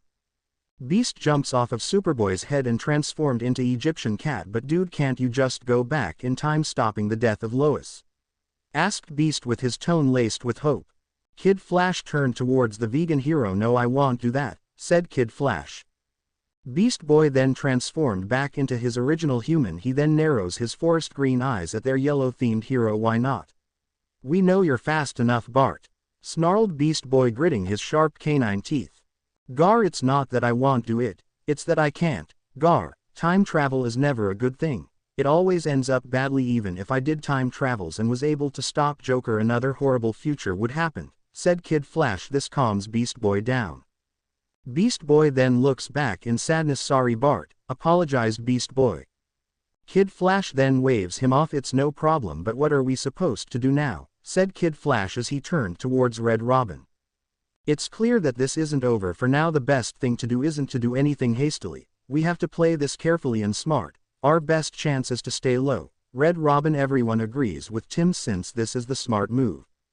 Tim, I am sorry. If I had listened to Dick, then none of this would have happened, said Starfire as her emerald eyes showed sadness. The young Kryptonian boy looks at Red Robin with sadness. I am also sorry. This is my fault. If only I didn't try this on my own, said Superboy with a tone of guilt. Red Robin placed his hand on Superboy's shoulder and smiles at him. It's neither of your faults. No one could have expected Clark to act like this. It's clear to everyone he has crossed the line of no returning. Connor, it's going to be your job to be the bright light for everyone in the future, said Red Robin. Superboy nods his head. Right, we're the Teen Titans, exclaimed Superboy with proud. Time skip. Location unknown. No more laughter. Not even a giggle, thought Harley as she strangles the cop with her handcuffs. She was not going back to Arkham. She knew going there would be a death sentence. She knew he would be there. The officer glares daggers at the clown princess of Gotham, pointing his pistol at her. Phil. Let him go, you freak, ordered the officer, but Harley, she just shots the man in the chest with no hesitation. She then continued to strangle officer until his movements become motionless. As both laid dead, she grabs the key and unlock her cuffs. She then exits out of the backseat and enters the front. Harley narrows her eyes as she listens to the radio. The cops on the radio said my Putin is dead. Stupid radio, thought Harley. Unit 71, I repeat, do not proceed to Arkham Asylum with prisoner Harley Quinn. We believe Superman may try to kill, but the radio is then blown up by Harley Quinn, who shoots the radio in rage and fury. She then drives off, heading towards one of her old hideous. She then changes out of her prison clothes and into her regular clothes. Harley Quinn, said Green Arrow. Wah, how did you find me? Asked a confused Harley as she just got to the hideout.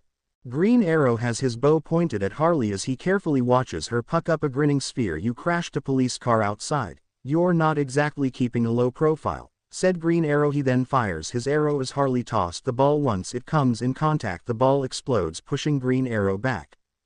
Harley walks over to the archer with a mallet. Are you ready to have a permanent low profile? I am kinda sorry it has to end this way. I like your ridiculous little beard, said Harley, but as she hits him with the mallet, she hears a squeak, squeak. I didn't know this was the squeaky mallet. I thought it was the one that smooshed your head all over the floor. Ah, well, this thing ain't loaded with squeaky bullets, said Harley, but before she could shot the gun, the Green Arrow shots a arrow at the gun. Harley just looks amazed at the now damaged Jin. No way, do it again, exclaimed the crazy blonde. What? Asked a confused Green Arrow. Harley then removes the arrow from the barrel. Shoot another arrow into my gun barrel. That was nuts, asked Harley with glee. The archer draws another arrow. Yay, cheered Harley, but instead of going through the barrel, she's trapped in a net. You suck, said Harley as she dragged into his car. As they enter the car she looks scared as she's once again handcuffed. Are you taking me to Superman? Asked Harley. No, said Green Arrow. You don't think I deserve to die? Questioned Harley. Green Arrow turned towards Harley. I understand there are times when there's no choice, when it's kill or be killed, but I don't believe in executions, and I certainly won't stand by while some all-powerful creature squashes someone like a bug. Also, it's not just about saving your life. I am trying to save my friend from what I am afraid he might do, said Green Lantern. That's nice. Hey, is that a boxing glove arrow? Asked Harley. Yes, said Green Arrow. The beautiful psychopath smiles at him. Why do you need a boxing glove arrow? Asked Harley, who's staring at the blonde archer. Because sometimes I want to punch someone who's really long way away, said Green Arrow, who's clearly annoyed by the female clown. Ah, tell me about it. Where are you taking me? Asked Harley. A secret location, said Green Arrow in a flat tone. It won't be a secret location once we drive there. I hold this, ordered Green Arrow, handing her an arrow. Ooh, what does this one do? Asked Harley. The archer presses a button on it, releasing sleeping gas. You suck, groaned Harley as she falls to unconsciousness. Light then overcomes her view and she stares at Green Arrow in a strange place. Where are we? Asked Harley. Green Arrow stares down at her with an unreadable look. You're in the Arrow Cave. It's deep underground and lead-lined. Superman won't think to look for you here, and, even if he did, he can't see in, said Green Arrow. Harley just looks around. Arrow Cave is a pretty stupid name, though, said Harley. Hey, exclaimed Green Arrow as Harley insulted him. Arrows don't live in caves. They're inanimate objects. They don't live at all. Why don't you call it, like the quiver? Wonder Harley. That is actually better, stated Green Arrow. The clown princess then looks at him with an sly smile. It's nice to be drugged and wake up handcuffed in a lair. My puddin' and I used to do this every Thursday, said Harley, sounding heartbroken. Green Arrow then turns away from her. I have go out. Don't try to escape. If you have a fake hand to slip out of those cuffs or something, just leave it. Believe me, there is nowhere safer than here, advised Green Arrow. A fake hand? Why would I have a fake hand? I have a fake mustache, roared Harley. Why? Asked Green Arrow with a raised eyebrow. No one should ever have to justify a fake mustache. The fake hand was always Mr. J.'s gag. Ha! You ever loved someone you knew was wrong for you? Someone who hurt you over and over again and hurt those around you, but you could forgive them because losing them would hurt even more? Asked Harley. Green Arrow just stares in shock at her. Actually, you've just described 3 of the last 4 women I've been with, said a shocked Green Arrow. I know he was a bad guy, genocidal psychopath, interrupted Green Lantern. But he was mine. Before you leave, could you do something for me? Asked Harley. What? Asked Green Arrow. Could ya give us a little maniacal laugh? Asked Harley. No, said Green Arrow with his eyes narrowing. Please, just a giggle. Asked Harley. No, said Green Arrow. Okay, said Harley, releasing a sigh, but Green Arrow sigh and just released the most insane laugh. Harley grins at him while she's wearing her fake mustache. Thank you, grinned Harley with smile. Days later, while Superman begins to start getting involved with the United States military, usually the president wouldn't have a problem with it, but after he has killed the Joker, nearly killed the Titans, have brought anything but good. The military had even kidnapped the Kryptonians' adopted parents, but Superman can be seen flying through the burning home of the Kent family. Mom! Dad! Roared Superman. They're not here, said a voice. What? If you've hurt them, you'll what? Put your fist through my chest. Seriously, that was some pretty dark stuff. Know this, you're never going to see your parents again. They're somewhere even you can't find or touch. By they are alive. The old man put up a bit of a fight, and I had to take the fight out of him with some good old-fashioned violence. Hell live, said Mirror Master, who's speaking to him within a mirror. You, snarled Superman, and they will stay alive if you heed this message. It's simple message. Stop what you're doing. Stop interfering with governments and wars and go back to punching giant space robots and stuff. Do this and your parents keep breathing. Forget your place again and we'll start sending you little pieces of one of them. Maybe we'll even let you choose which one, said Mirror Master. Location: the Justice League Watchtower. Within the floating watchtower, Wonder Woman can be seen standing in front of Flash, Shazam, Nightwing, Raven, Cyborg, Green Lantern, and Hawkgirl, thank you all for coming. No one standing here today was untouched by the tragedy that took place last night. Every one of us lost friends and loved ones in Metropolis. There are heroes who should be standing with us here today who we will never see again. Superman has not been mourning, he has been fighting. He took a tragedy and began to act to make sure it could never happen again. Last night, in response to Superman's recent actions, his parents were taken from their home. They will apparently be killed if Superman continues to get in the way of governments. Whoever did this wants us to know our place. I am Princess Diana of Themyscira and I know my place. I believe in what has been started. I believe we can not just save the world but change it for the better. I believe in Superman, and I will not stand by while he is attacked in this way. I know some of you may be feeling uneasy about Superman's actions. If any of you feel you can't help know, said Cyborg, shaking his head negatively at the Greek goddess. He's Superman. This world would have been destroyed 10 times over without him. We owe him this and far more. Let's go fight for him, said Cyborg with conviction. Wonder Woman turned towards the Scarlet Speedster Flash. Before Superman went to ground, he told me that Mirror Master is involved, said Wonder Woman. Then we find the rogues. One of them will probably know where McCulloch is, said Flash. He and the other heroes walk over to the teleporter. Cyborg, set the teleporter, said Flash.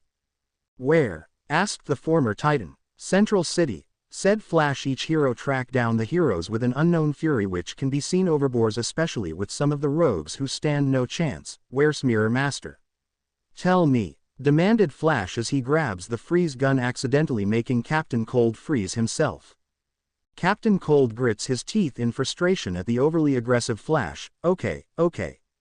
Calm down. Seriously, you lose one city and suddenly you're all hard asses. He's probably in the bar, said Captain Cold. What bar? Demanded Flash. World's End in Keystone City, said Captain Cold. Flash then gets ready to speed off. Hey, do what you have to with Mirror Master but go easy on the rest of them. Yeah. Heroes weren't the only ones lost in Metropolis, you know, said Captain Cold. Both Flash and Wonder Woman enter the bar of the villains. You have to be kidding, said Cheetah. The Amazon glances at the feline villain. We're just here for Mirror Master. We don't want any trouble, said Wonder Woman.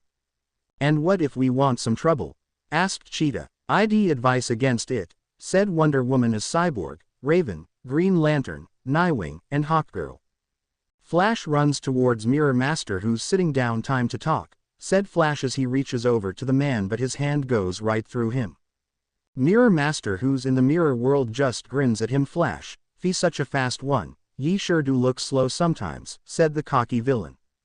Well, looks can be deceiving, you of all people should know this, said Raven as she's in the mirror dimension with him. He then screams in fright as Raven turned into some demonic-looking creature. There's no dimension where you can hide from me, said Raven as the air brought out of the mirror dimension as he comes through. The Amazon wraps her also around his neck. She glares at the villain then tightens it. You can't escape this lasso, not even into a reflection. What happens if I smash the mirror with half of you still in it? Asked Wonder Woman. Mirror Master glares at her. You wouldn't, said Mirror Master. Don't test me this week, declared the warrior woman. Bolivia, they're in Bolivia.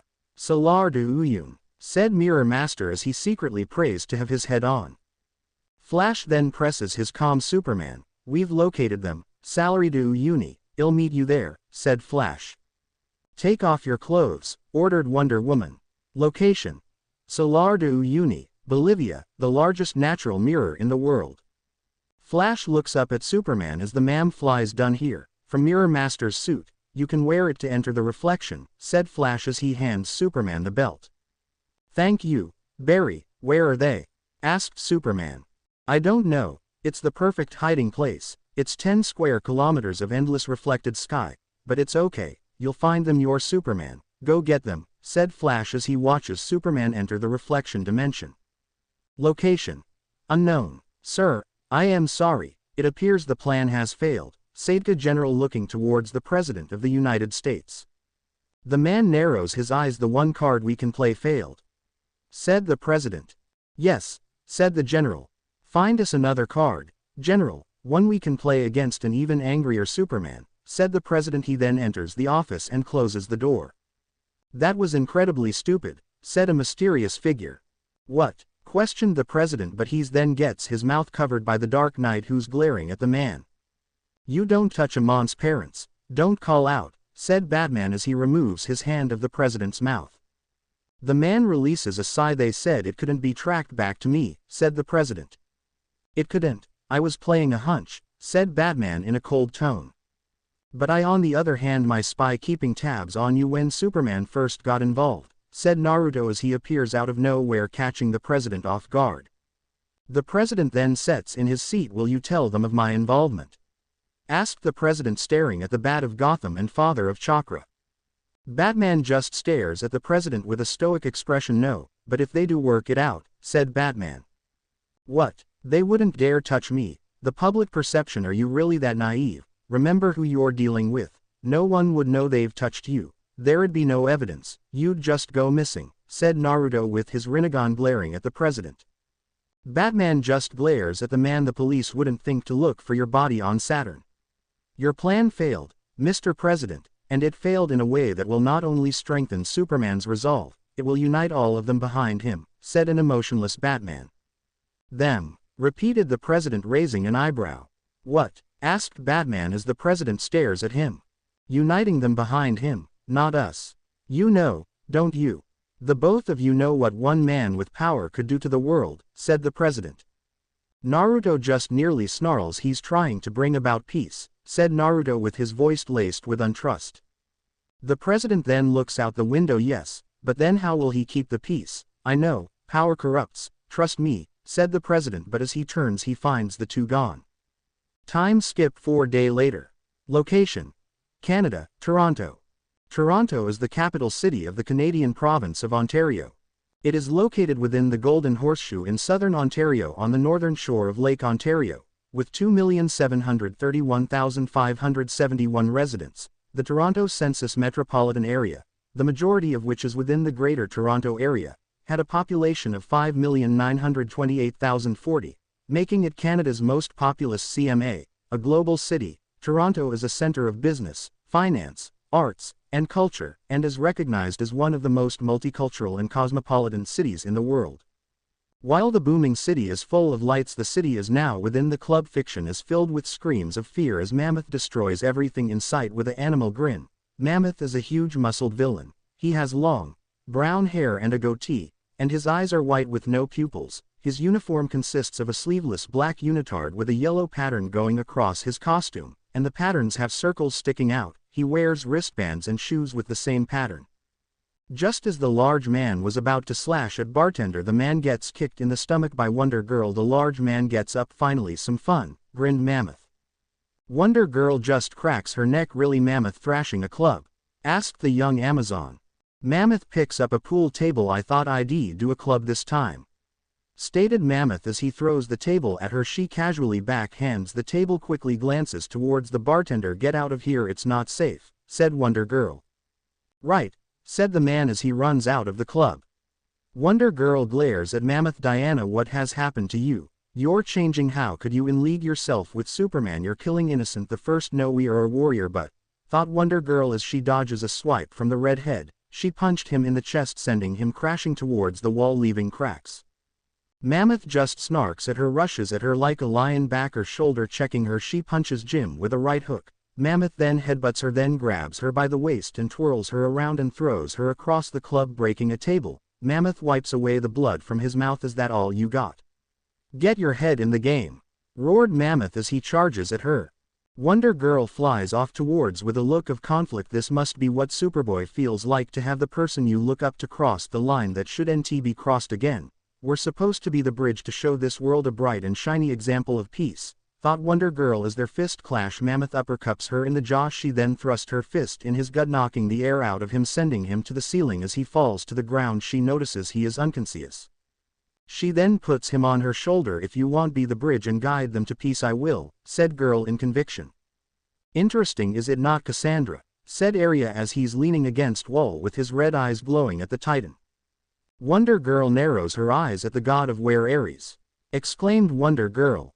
"Diana, she is a warrior born. She was raised and trained for the field of battle. She left her island in a mission of peace. When Shesh was in that country fighting those soldiers, she did not look for peaceful. I admire so much in the princess, her ability, her power, her ferocity. Despite her desire for peace, she revels in war. I know war. This is why I fear the Amazon and the Superman together. He could not do this alone, but the princess does not have his restraint. She will do what he can't, and if she takes away his restraint, the world could not fight against that, said Ares. Why are you telling me this, Ares? Asked Wonder Girl, suspicious of the war god, and she had every right to suspicious of the god who thrives in war. Amazon, I am sure you are aware of what happens when the restraints Superman has vanishes, correct? Asked Ares in a dark tone. She nods her head. Yes, I do. The world wouldn't stand a chance. He's the most powerful being on this planet, said Wonder Girl. Ares nods his head in agreement. Not only that, but those two can threaten Themyscira and Olympus itself. That is why I need a champion, just as my father has his own. I seek you as my own champion, Cassandra. Here, these are yours, just as Diana has her own weapons, you have your own. The lasso is called Lariat. Unlike Diana's lasso, this siphoned life energy of your enemy and can produce the very lightning of Zeus, and that axe is called Tartarus axe. This axe sends the souls to Tartarus and can encase itself in dark magic, said Ares, handing her a crimson lasso, a large battle axe. The axe has two long blade, each reach about 2 feet long, and the handle is about 5 foot long. The handle itself is wrapped in dark blue cloth. Wonder Girl grabs the two weapons, but she stares at Ares with a suspension glare. Why are you doing this, and why should I be your champion? Asked Wonder Girl. Ares gives her a hardened glare. Do not think I do this out of the goodness of my heart, Cassandra. I do this for my survival, said Ares. He then teleports away, leaving Wonder Girl with new weapons and now being Wonder Girl of Themyscira and champion of the god of war. Time skip. Dawn. Location: Bloodhaven. Bloodhaven was a former whaling town, which was officially incorporated as a commonwealth in 1912. The town had a generally poor socioeconomic populace, owing in part to failed efforts to transform itself into a manufacturing and shipping center. Nightwing dodges the blow from Nightwing with his acrobatics. He quickly twirls a 180 and elbows him to face, not letting up. He backflips, sending Nightwing into the air. He Spartan kicks the man in the chest. The man is then slammed into the various of trash can. Nightwing then smirks at Nightwing. Hey Thaddeus, give it up. You know you can't win, right? Joked Nightwing. Thaddeus gets up. Stop getting in my way, roared Nightwing as he charges at Nightwing, but Hero performs a split. He then flips on his back and kangaroo kicks the insane man in the face, launching the man into the concrete wall. He then rises and handcuffs the man. The hero narrows his eyes as he sees Zetsu. Zetsu. What are you doing here? Asked Nightwing with a raised eyebrow. I have come to inform you. A couple days ago Superman had fought against the Titans, said White Zetsu. Nightwing narrows his eyes at the two creatures. Why are you telling me this just now? Asked Nightwing. Because we were on another mission, Nightwing, said Black Zetsu, staring at the first Robin with his yellow eyes. Nightwing then walks away from both Black and White Zetsu. I am leaving, said Nightwing. Where are you going? Asked White Zetsu. To find her, said Nightwing in a flat tone. Location: San Diego Zoo. Starfire stares at the group of lions in sadness. Corey, said Nightwing, hearing the voice of her former lover, causing her to jump in fright, not accepting to see the sapphire Grayson. Nightwing then looks down in sadness. Venus told me. I am sorry I wasn't there, said Nightwing with guilt. Starfire, not able to contain herself, launching herself at Night. It's all my fault, Dick. If only I had listened to you, said Starfire, but lucky for the two heroes no one is around. With HS arms wrapped around her. No, it's mine. I should have been there, but I am here now, and you're right, the Teen Titans are needed more than ever, said Nightwing as he cradles the orange female in his arms. Star looks at him with hope. You mean it? You'll come back to us, to me? Asked Starfire with a hopefully expression. Nightwing nods his yes, I promise, but only if you want me, said Nightwing. Starfire then smashes her lips against Nightwing's. Once a Titan, always a Titan, thought Nightwing with happiness. Starfire and Nightwing break apart from each other before he can get any further. She flies up to him and kisses him on the lips. I'll be here for you, just give a call, whispered Nightwing. The acrobatic hero grabs hold of her waist and kisses her. She smiles at him. She then flies away. The former Robin then gains a serious expression that can rival Batman. Nightwing then leaves and finds himself in the house of Naruto. As he enters the home, he sees the immortal shinobi sitting on the couch. How long? How long have you known? Demanded Nightwing. Naruto releases a sigh and runs his hand through his white locks. He then looks at Nightwing with a serious expression, his Rinnegan staring into the eyes of Nightwing's vibrant blue eyes. "What would you have done?" asked Naruto. Nightwing stares at his friend with a questionable gaze. "What?" replied Nightwing. Naruto rises up to feet. "What would you have done if you found out Superman had killed them?" asked Naruto, leaving the protector if Bloodheaven, shocked. He wasn't used to the idea that the Superman who helped him pick the Nightwing for him was the same person who had brutally killed the Joker. "Dick, Superman has killed the Joker, he's getting involved in the war. And it's safe to say he would either kill the Titans or get them out of his way. If I had not shown up he would have forced them to go to the Phantom Zone," said Naruto. He always knew Superman couldn't be trusted. After all, with such power he can easily take over Earth. While everyone saw Superman as some type of god, he saw Superman as a possible threat, and now he's a threat to the human race. The bastard is becoming just like Zod, thought Naruto. Nightwing narrowed his eyes at Naruto with suspicion. "How do you know he was going to kill them?" asked Nightwing. "I followed them and stopped Superman from harming Superboy. I knew he was going to give him a lethal injury, forcing them to go to the Phantom Zone. Superboy was planning on sending him there, but that obviously wasn't going to work. They need you, Dick, more than ever. I am sure you know Superman will target the Titans and Harley. So, tell me, what do you plan to do now?" "And I am sure I don't have to tell you, Tim isn't ready to lead the Titans, especially not now. It must be you, not Tim. Not Starfire, but you, Dick," said Naruto. Nightwing looks at him with a serious look. "I know, but now that changes. I was hoping they won't get involved with Superman, but they are involved. Where are they now?" "I know they wouldn't be at Titan's Tower," asked Nightwing. He watches as Naruto enters the kitchen and pours himself a glass of Jameson and takes a sip of the dark liquor. "They are at one of my hideouts. It's cover in lead, preventing Superman from finding them, but I suggest seeing the Titans, Dick," said Naruto. Dick nods his head agreement. Just as Starfire said, the Titans needed him more than ever. He also knew some of the members of the Justice League will side Superman. He already knew where he stands. Nightwing then released a sigh. "Yeah, I know," said Nightwing. He then makes it to Naruto's window. "Watch yourself, Dick, and keep an eye on Damien," warned Naruto. Nightwing knew Naruto didn't trust Damien, which was one of the reasons why Naruto had never showed himself to Damien. Nightwing shot Naruto a curious expression. "You still don't trust him? What you think he's going to do?" asked Nightwing. Nightwing watches as Naruto drinks the whole glass of dark liquor. "I am not sure, but I am just saying watch him. I don't like the look in eyes. It reminds me too much of someone I knew," said Naruto, narrowing his eyes. "You're joking, right? Damien is nothing like Sasuke. You sound paranoid." "He's one of us, man," said Nightwing.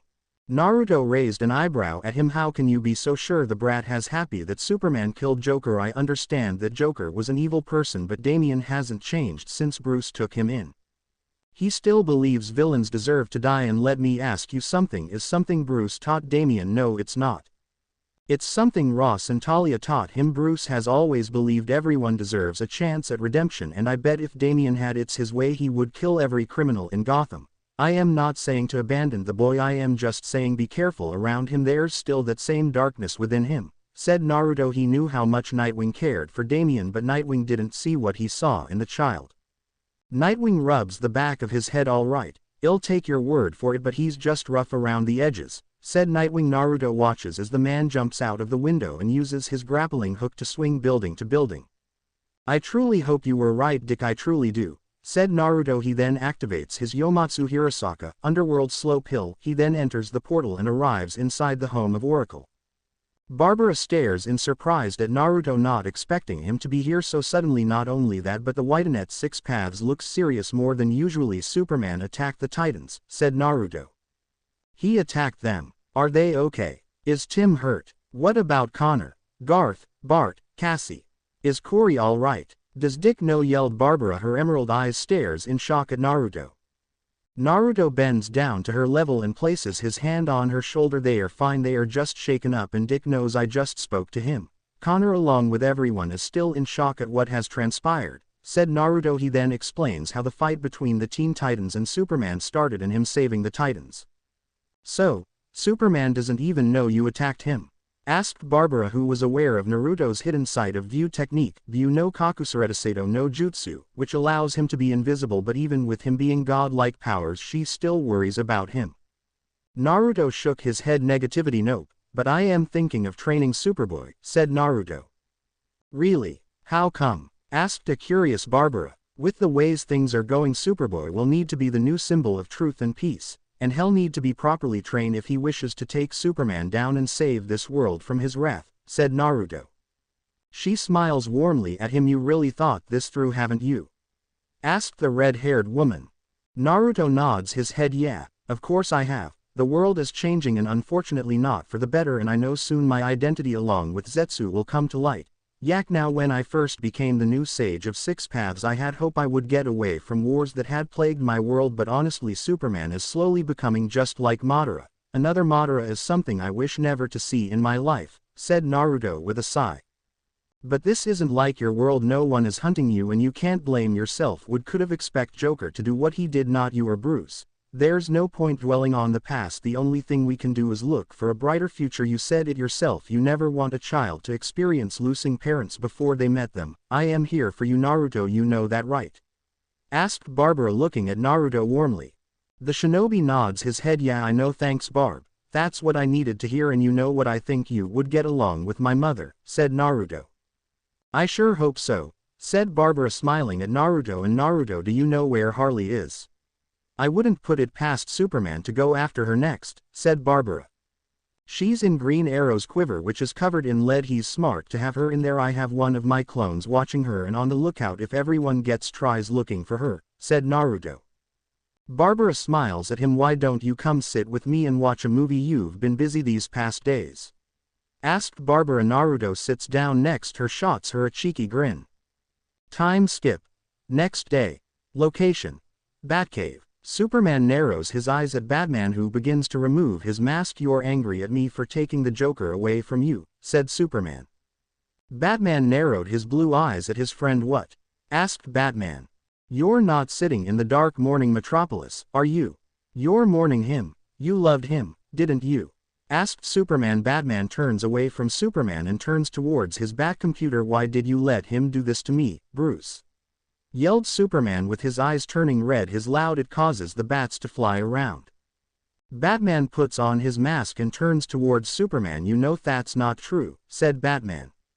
Superman turns away from Batman and narrows his eyes. Then why didn't you stop him? Asked Superman. He then turns around, seeing Batman with his mask on. That's it. Hide away behind your mask. You loved having him around. Your constant nemesis. The two of you played your stupid game and people died. And look at you, you can't possibly understand what he took. He stole the life Lois and I would have together, our child, and more. There was going to be someone else like me in the world, another Kryptonian, someone who would have made me feel less alone, and I would have loved that child more than anything. I already did, said Superman, glaring at Batman, who was glaring at him. Above them, Robin and Nightwing are watching the argument from the two great heroes. You're sitting in the dark ignoring Dick and Damian. How many friends did they have in Metropolis? Have you consoled them? Have you held them? Your parents died and left you. Bruce, what's your excuse for not being a father? Questioned Superman. Nightwing narrows his eyes in anger at Superman. Both of them watch as Batman punches Superman in anger. Superman crosses his arms and stares at Batman. Show me your hand, said Superman. No, replied Batman with a scowl on his face. Don't be you. Show me, said Superman. Batman then places his hand on the table and Superman uses his X-ray vision on the hand. A hairline fracture to your third finger. A small amount of ligament damage. You'll be okay in 3 to 4 weeks if you can stop yourself from punching things. What's that? Asked Superman as an alert warning appears on the Batcomputer. You're not wearing your communicator? Asked Batman. Superman shook his head. Negativity. No, I didn't want us to be interrupted, said Superman. Trouble in the Pacific Ocean. It's Atlantis. Several Justice League members are on the scene, said Batman. I should go, said Batman, who begins walking away. Wait, said Batman, causing Superman to turn towards Batman, who removes his mask once again. You can't put yourself above us, Clark. You're right. I am not saying I'd act differently if I had your abilities. I am not saying I wouldn't try to impose peace, but you, trailed Batman. What? Asked Superman with a raised eyebrow. You're a better man than I am, said Batman. Superman extends his hand out to Batman. Bruce, come with me, said Superman. Batman then lowers his head. I can't, Clark. I am sorry, said Batman, and how could he come with Superman after he learned from Naruto and Dick that he attached the Teen Titans and almost killed Superboy? How could he come with Superman? Superman then begins his way upstairs and see Alfred walking down carrying a tray of tea. Not staying for tea, Master Kent? Asked Alfred. Superman shook his head. Negativity. I am afraid not, Alfred, and you don't have to call me Master, said Superman. Good, let's remember that, said Alfred with a harsh tone. While Superman flies towards the battle scene, the Gotham Knight stares at the screen. Open all Justice League communication channel, codename Poseidon, said Batman. Arthur, said Batman. Aquaman raised an eyebrow at hearing Batman's voice through the communicator. He watches as the Kraken destroys various of ships. Batman. How did you listen? He's coming, he's angry, he's in pain, you're hurting his friends, said Batman, warning Aquaman of the Kryptonian. Arthur, yelled Superman. The tentacle of the legendary sea monster rises, but Superman easily flies through it, causing the creature to scream in pain. You need to stop or there's no telling what he may do, warned Batman. Superman flies towards the blonde king of the seas. Call it off, snarled Superman. They attacked us, growled Aquaman. Call it off now, Arthur, said Superman. His eyes turn red, ready to kill whoever dares come in his path. I don't want to hurt the creature further, but I will, growled the angry Kryptonian. Do as he says, said Batman. Very well, said Aquaman. The creature then goes back into the deep ocean with the Kraken returning back to the sea. The heroes save the people and get them out of the ocean. Superman then releases Aquaman and allows the man to nurse his throat. I called for a worldwide ceasefire, said Superman, and foolishly believing Aquaman would listen to him. Even your voice does not reach down into the deep, Superman. If you wish to rule the surface world, I do not seek to rule, only to protect, said Superman. I understand. With the destruction of Metropolis, you lost your kingdom, but you can't have mine, said Aquaman as he stares at Superman. He can tell the man he wants is gone, and this new Superman has no problem taking over and enslaving the world to his will. Don't provoke him, warned Batman. I do not want Superman, whether you can see it or not. Your reign is beginning, but the sea is mine alone to command, states Aquaman, glaring at Superman. Arthur, what are you doing? Exclaimed a worried Batman. Wonder Woman flies over to them. Superman. Turn your communicator on, yelled Wonder Woman. He then turns it on. What's happening? Asked Superman. Atlantean armies are rising in countries across the world, said Wonder Woman. Superman glares at Aquaman. Arthur, what is this? Asked Superman. Aquaman pulls back his hair. A reminder, I am not some pathetic self-appointed leader of an insignificant country who can be bullied into submission. Every port, every ship, everything that flies over the oceans does so with my blessings. Your world would grind to a halt if I willed it. Every land borders the sea. Your entire world is inside mine. Consider this a show of strength. Now, get the hell out of my ocean, demanded Aquaman. Batman glares at the screens. You idiot. He's not going to respond to an ultimatum, growled Batman. Both Wonder Woman and Superman fly off. Where are you going? You can't back down, exclaimed Wonder Woman. I am not backing down. Hawkgirl, stay and help the sailors. Green Lantern, Shazam with us, said Superman. Shazam glances at his idol. Where are we going? Asked Shazam. Aquaman is showing us his strength. It's time we showed him our strength, states Superman. Each of them goes to Atlantis and each member uses their own strength to lift the kingdom. It's time we showed everyone who would threaten the world just how much power they are dealing with. No more holding back, said Superman. After they take the city out of the ocean, they put the kingdom in the Sahara Desert. Batman watches the news and is highly disappointed at his friends for doing this. Superman, you can't just threaten an entire city and expect the world to just know. You don't get to speak. You think I didn't hear you whispering your poison in Arthur's ear? Cyborg, remove Batman's communicator access. He's not with us. That's enough words from you, Bruce, said Superman. Clark, Dawn. The connection was then cut off. Wonder Woman then flies towards Superman. Arthur is ready to speak to you, said Wonder Woman. I don't want to see him, and I've achieved nothing by talking today. You're the diplomat, you speak to him, ordered Superman. Location: the shore of Algeria. You will pull your forces back, and any grievance you have with the surface world you will bring to us before acting, said Wonder Woman. Aquaman stares at Wonder Woman with a serious expression. Would you let Superman tell Themyscira that it could not defend its borders? Asked Aquaman. There is a ceasefire. He would never need to, said Wonder Woman. The man then gains a saddened expression. I didn't think he was capable of something like this. You have his ear, Diana. Steer him away from this course of action, pleaded Aquaman, who's worried for not only his people but the people of Earth. I will not. I believe this course of action is what's best for the world, said Wonder Woman. The man then turns towards the ocean. You will have scared a lot of people today, ordinary people who will not want gods and aliens telling them what they can and can't do, said Aquaman, full well knowing people will fear Superman and the League if they keep acting like this. Perhaps, said Wonder Woman. He releases a heavy sigh. Can you pass a message on to Superman? Asked Aquaman. Of course, said Wonder Woman.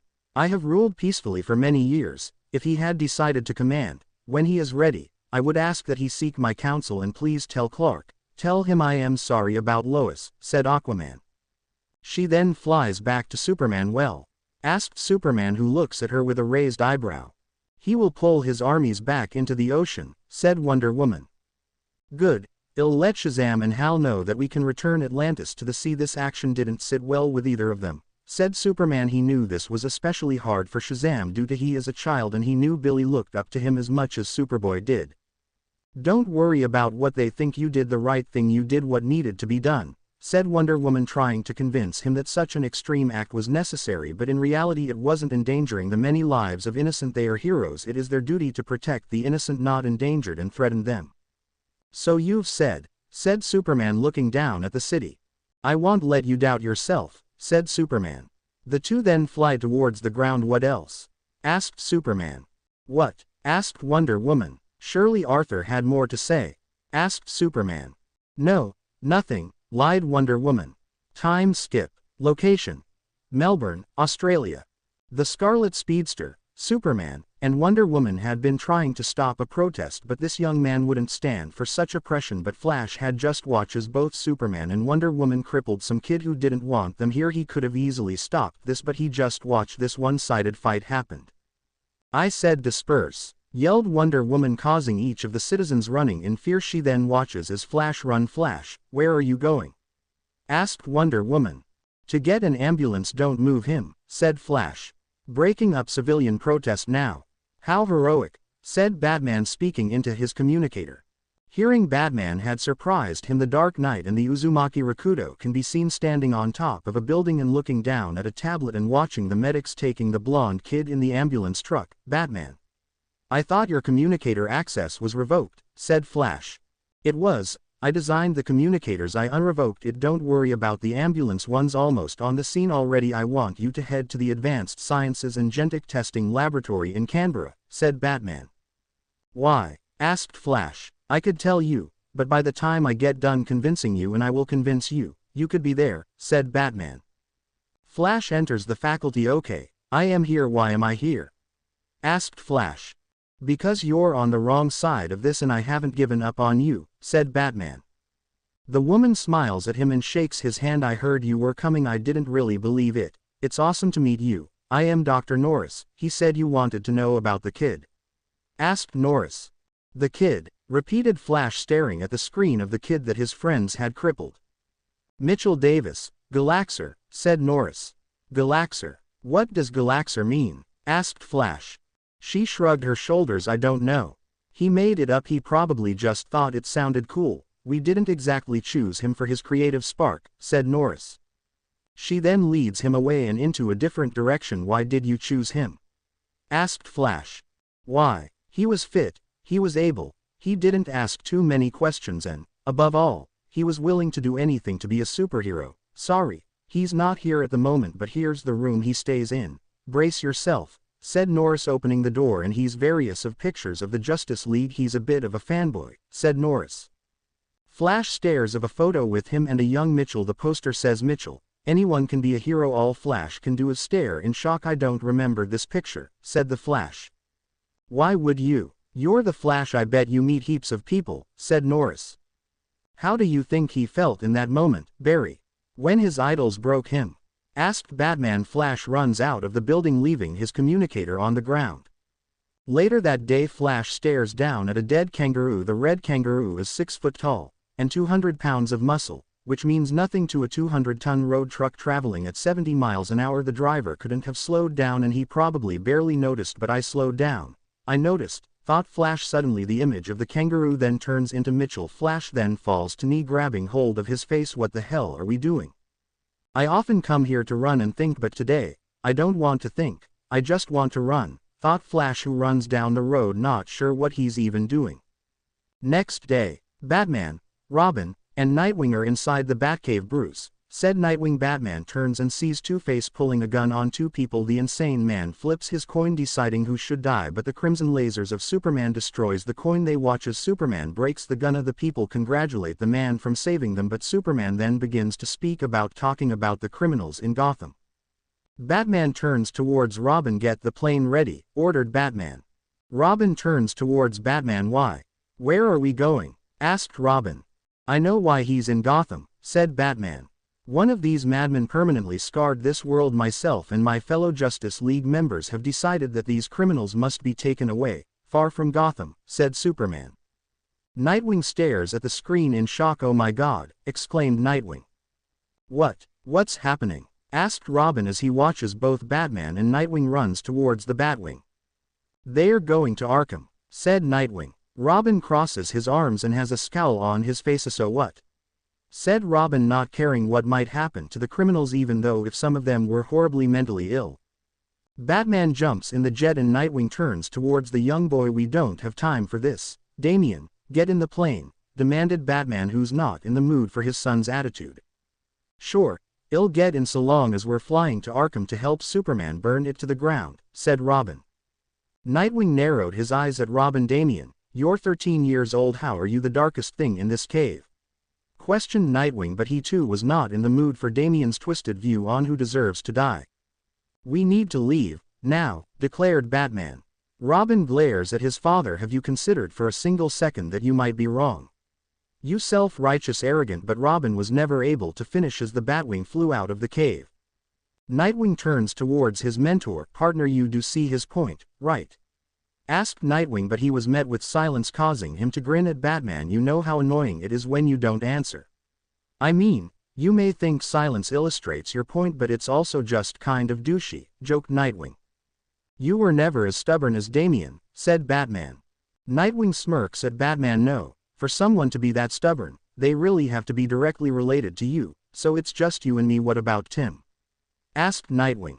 I told him to sit this one out and focus on bettering himself, and I told him to be prepared for whatever might happen. Naruto is on his way, said Batman, but he can't help but feel disturbed at what Damian had said. It was something he expected Ross to say. But both of us remember what it's like to be an angry teenager, said Nightwing. He too agree, as was right. Tim stepped this one out. After all, when he spoke to the young hero, he was a little shaken up after everything had occurred, and Tim and the rest of the Titans needs time to fully process and decide what they wish to do. You understand, don't you? You know why we can't let them do this, said Batman, but it was more of a statement. Nightwing nods in an understanding manner. Of course, but you've had way longer to indoctrinate me, said Nightwing. Batman glances at Nightwing. Dick, replied Batman.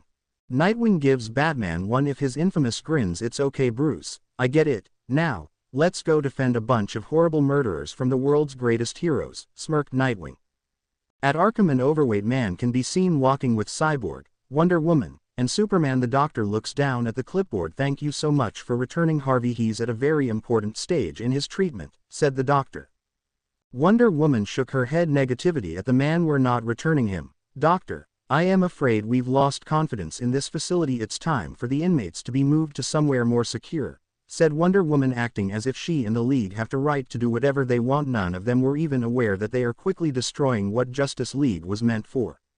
You don't get to decide. No, they don't get to decide, said Batman, who's standing fearlessly along with Nightwing wielding his staff, and unknown to League, Naruto is also there and using his invisible jutsu. Well, you were right, they're exactly where you said they'd be, said Wonder Woman. Both Superman and Wonder Woman stepped aside, showing that Robin's standing with the Justice League. Yep, standing with the monsters, but it's the two of them. They shouldn't give us any trouble, said Batman, and Nightwing stare at Robin with betrayal while Naruto glares at the child. Nightwing glares at Robin. Robin, what are you doing? Demanded Nightwing. What am I doing? I am bringing criminals to justice. I am standing with Superman, Cyborg, and Wonder Woman. Look who you're standing with, Killer Croc. And, Calendar Man, yelled the bald-headed man. He then turned towards Wonder Woman. Hey, Wonder Woman. Do you remember me? Last Easter, I was trying to steal Faberge eggs and you broken my collarbone and punctured my lung with one of my ribs. Best date ever. You don't remember, said a saddened Calendar Man who looks down. Superman turns towards Batman. I am not going to tell you to step aside. I know you want, but you're not going to stop us doing this, said Superman, who's allowing the power get to his head. Batman glares at Superman. You shouldn't be here. You shouldn't be in here with them, states Batman. Sure he should. You see these, said Jaws, patting his scared body. Each scar is a life. You have a scar now, too, don't you, Superman? Do you like it? Did you feel the release? Asked Jaws with an insane grin on his face. Cyborg, are you patched in? Asked Wonder Woman, glaring at Jaws, who was pressed against the screen. Cyborg nods his head. Yes, I have full control of Arkham's security system, said Cyborg. Open door number 83, Jaws, said Wonder Woman. No, exclaimed Batman. Yes, trailed Jaws. He wasn't able to speak further as he was gone in a blink of an eye. Wait, where did he go? Asked a terrified Mad Hatter. Flash, said Batman. Out of everything in the Justice League, had hoped Flash would see siding with Superman was not a good decision. The short man shivers in fear. WHWH, what happening? Stuttered Mad Hatter. Wonder Woman points at his cell door. 86, Mad Hatter, said Wonder Woman. The Mont's eyes are covered in fear as the door begins to open. No. I am happy here. Close the door, it'll be good. Just but Flash had scooped the man up. Riddler stares at Cyborg. Riddle me this. No. You don't get to play your sick games anymore, yelled Cyborg, but the man wouldn't cause any harm due to the fact he's in cell, and if anyone should behind bars it should be him, Wonder Woman, and Superman. After all, they are helping Superman slowly becoming a dictator and helping him take over the world. Batman glares daggers at Superman. Where are you taking them? Demanded an angry Batman. He knew this was going far. He saw what Superman was becoming and he was disgusted at his friends who he fought side by side with. A secure facility, far away, where they won't be able to hurt anyone ever again. That's all you need to know, said Superman in an higher than me tone. No more doors, Cyborg, only warning, said Batman. Time to go, Riddler. Door, huh? Exclaimed Cyborg in pain. The cause of this pain is Naruto, who pressed a button on his utility belt.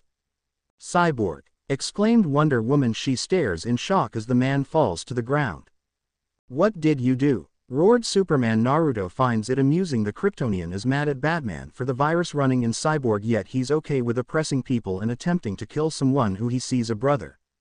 Batman, stop this, pleased Wonder Woman. What the hell is wrong with you? Exclaimed Robin.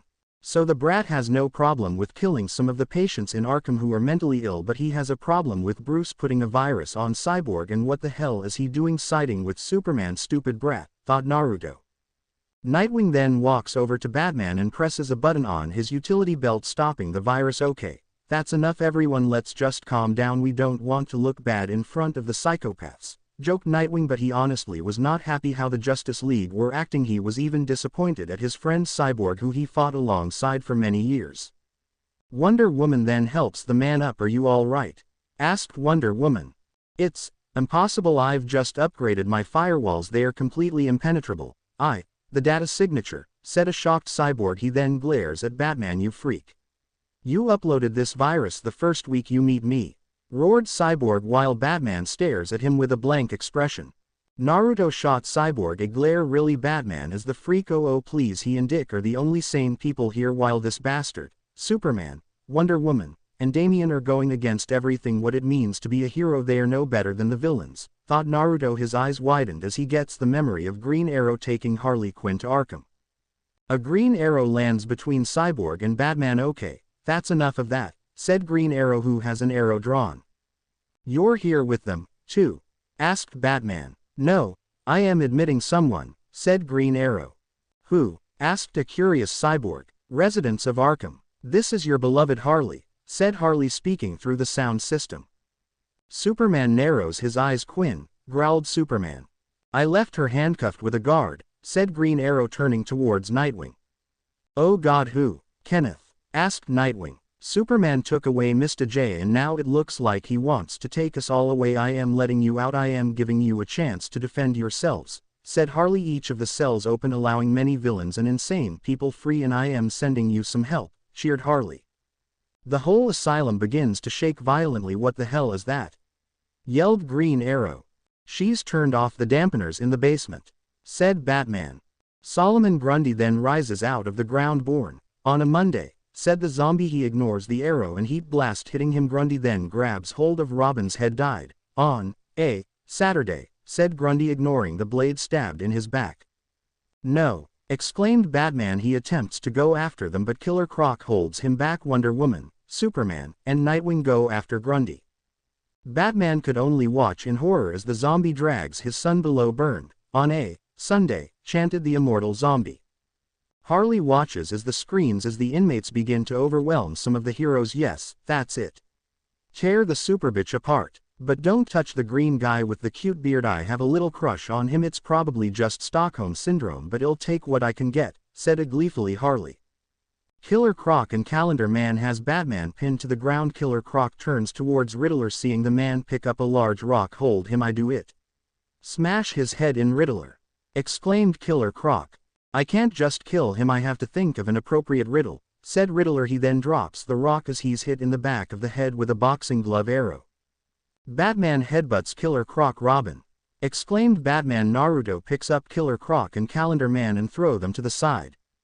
Down below, Wonder Woman stabs Grundy with her sword. Release him, creature, demanded the Amazon, but it has no effect on him. He then punches her, sending her flying. Diana, exclaimed Superman. I've got her, said Flash, running after her. Nightwing then turns towards Superman. Grundy's dead already, you know what you do to him. Hell, regenerate. You don't have to hold back. I'll get Robin. You release some of that tension, said Nightwing. Superman then uses his heat vision to cut off Grundy's hand, causing the large hand and Robin to hit the ground. Grundy turns towards Superman, who flies right through the zombie. Nightwing then removes the fingers, allowing Robin to escape. You okay? Asked Nightwing. Robin scoffed at Nightwing. I am fine. I had it under control, said an arrogant Robin. Nightwing chuckles in his hand. Of course you did. You were just lulling the giant, undead, super strong creature into a false sense of security by putting your head in his fist, joked Nightwing. Robin, yelled Batman, who drops down to them. He then turns towards his son. Are you all right? Asked a worried Batman. We're fine. Robin was in control the whole time, said Nightwing, causing Robin to puff out his cheeks. Get up there and help put the inmates back in their cells, ordered Batman. They're not going back in their cells.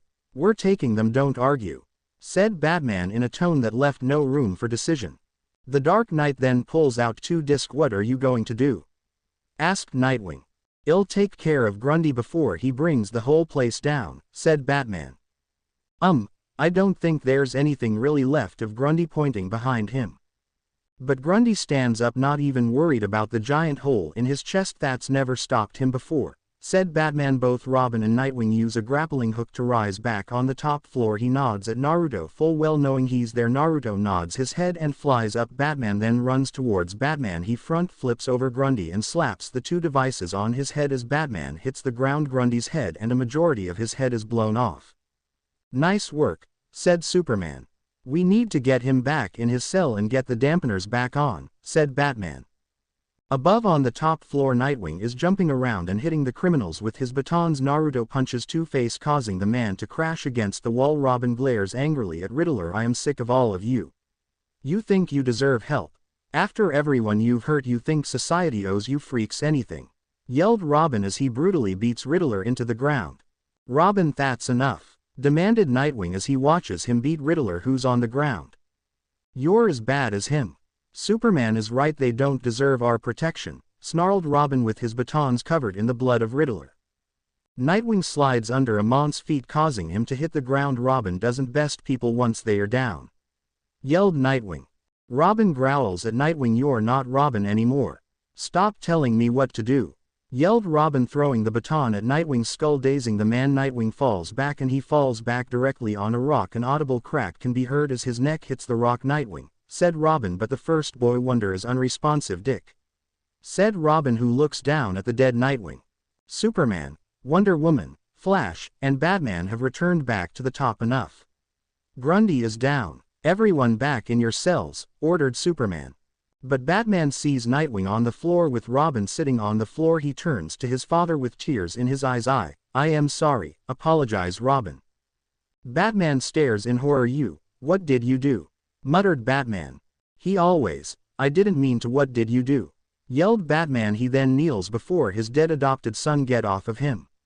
Yelled Batman, pushing Robin away from the dead body of Nightwing. Batman stares at the body with sadness he hadn't felt since his parents and Jason was killed. Everyone either bows their head in sadness or stares in shock at what Robin had just did. He couldn't believe in Dick Grayson, his first sidekick, his partner, his adopted son, lying dead unmoving. Even Harley watches in horror with tears in her eyes. Even she couldn't believe Robin had just killed Nightwing. No, he couldn't accept this. He lost his parents and Jason. He refused to lose his Dick. Naruto.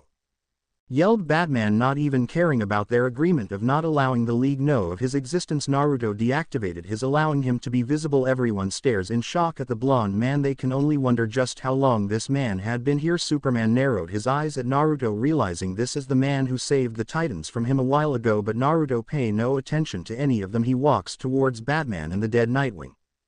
Batman turns towards Naruto with absolute fear in his eyes. Save him. Please Naruto, you have to save him. I can't lose him, yelled Batman. Naruto doesn't blame Batman for acting like this. He knew out of all the Robins he loved Dick. Dick was the closest thing to a son to Bruce, even more than Damian. Naruto's Rinnegan looks sadly at Nightwing. He was honored the man. Hell, if anything would happen to Bruce, he'd gladly be happy that Dick would take the mantle of Batman. Nightwing was someone who who already had your back. He also knew Batman saw Nightwing as a better version of himself. That ability won't work. It'll only work on the ones I killed, but I am going to try something. In theory it should okay, said Naruto. Suddenly the King of Hell rises from the ground, shocking everyone of the rising head coming of purple flames. Please save him Naruto, bring him back, pleaded Batman. Naruto nods his head. The King of Hell opens its mouth, tentacle-like arms, then pulls Nightwing into its mouth. Batman stares at the giant head. After a few minutes Nightwing walks out of the mouth. The man stumbled his way out. Batman catches Nightwing and hugs him. You did it. You saved him, exclaimed Batman. The King of Hell returns. WHWH, what's going on? Asked a confused Nightwing. Naruto turns towards the two. Nightwing, what's the last thing you remember? Asked Naruto. Batman wraps his arm around Nightwing, who's nursing his head. I remember getting hit in the head and I fell. That's about it. Why? Asked Nightwing. Naruto looks Nightwing with a serious expression. You died, said Naruto, shocking Nightwing. It was Robin. He allowed his anger and arrogance controlled him and he threw the baton at you and you fell directly on a rock, snapping your neck. We better leave. You still haven't got. You're still discombobulated, said Naruto. Nightwing turns towards Robin and stares at the child with disappointed. He then turns towards Naruto with a solemn expression and nods his head. The Rakuto then opens a portal. Batman helps Nightwing through the portal while Naruto glares at Robin, causing the boy to step back in fear. He then enters the portal. Batman and Naruto helps Nightwing to sit on the couch. The young hero removes his mask and massages the temple of his forehead. Are you sure? Asked Nightwing. Naruto nods his head. Zetsu then sprouts himself from the ground. What Naruto-sama is speaking is true. We watched Damian throw the baton, said White Zetsu. If it were not for Naruto-sama you would be dead. It is a good thing Naruto was here to bring you back from the dead, said Black Zetsu. They suddenly hear something being broken. They turn and see Alfred and Red Robin both stare in absolute shock. WHWH, what? Master Damian killed you, muttered Alfred. He couldn't believe it. He had always hoped Damian would stop acting so dark and twisted. Red Robin then runs towards Nightwing. Dick, are you okay? Asked a worried Red Robin. Alfred also walks towards Nightwing, examining the young man who he looked after for so long. Nightwing smiles at them. I am all right. I am just still dizzy from the whole ordeal. How about you, Tim? How are you feeling? Asked Nightwing. He watches as Alfred heads upstairs. It had seemed both Nightwing and Red Robin had escaped a horrible fate, and it was all thanks to the young sage that both Nightwing and Red Robin are standing here with Batman. Red Robin smiles at the older man. I am better now, said Red Robin. He then turns towards Batman with a curious expression. So, what now? What's the plan, Batman? Asked Red Robin, looking at his mentor with wonder, but somewhere deep inside the young teen he knew he shouldn't be surprised Damien had betrayed them. The young boy was always of a dark horse, but it probably had to do with Red Robin's disdain for Damien. After all, when they first met the boy did stab him, and it was clear to him that Damien still believed in the beliefs that Ross and Talia had put in his head. Batman removed his mask. For now, we rest, but we must be prepared for what's to come, said Batman. Red Robin narrowed his eyes. You're speaking of war, aren't you? Asked Red Robin. Batman nods his head. Sides have already been picked, haven't they? Asked Red Robin. Alfred comes downstairs with tea. Each Batman, Red Robin, Nightwing, and Naruto take a cup and each drink the delicious tea that was crafted from the loyal butler. Yes, they have. How are Connor, Cassandra, and Bart doing? Asked Batman. He knew both Superboy and Wonder Girl were heartbroken at the fact both of their heroes are becoming something sinister and cruel, but he was wondering how Kid Flash is handling everything that has happened. He had hoped Flash would have seen what he is doing is wrong, but unfortunately it seems like Flash still stands with Superman even knowing what they are doing isn't right. Red Robin rubbed the back of his head. He's disappointed at Flash. A while back he went for a run to think, but he and the Titans have come to a decision, said Red Robin. Naruto then turns towards Red Robin. They made the right choice. Our chances against Superman are looking better, but I am sure you understand what this means, right? Asked Naruto. Red Robin nods his head. Yes, I know it means we'll be fighting to save the world from Superman and his oppression. He's becoming everything he stood against. He's becoming another dictator just like Zod, Darkseid, and Mongol. We're not fighting villains anymore, we'll be fighting our heroes and some of the world's greatest hero, said Red Robin in an understanding tone. Time skip. Catwoman, Batman, Nightwing, Red Robin, and Naruto stare at the bat symbol shining bright in the dark night. Catwoman glances at Batman. Are you sure? Asked Catwoman. Yes, I am sure. If he has a problem with you, it's his problem, said Batman. I want to support you guys, it's just that I don't usually head towards police stations, said Catwoman while she, Batman, Red Robin, and Nightwing use a grappling hook to arrive at the police station. Naruto flies there. The heroes and thief land on the building. Commissioner Gordon, said Batman. But instead of the commissioner shining the light, it was the president. No, said the president. I don't like surprises, Mr. President, states Batman. Both Nightwing and Red Robin glances at the bodyguards.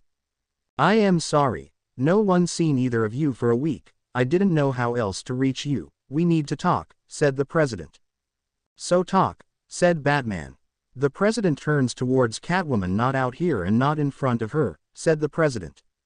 The Dark Knight hardened his glare. Whatever you have to say, you can say in front of Catwoman or we have nothing to discuss, said Batman. The president narrowed his eyes. She's criminal, states Batman.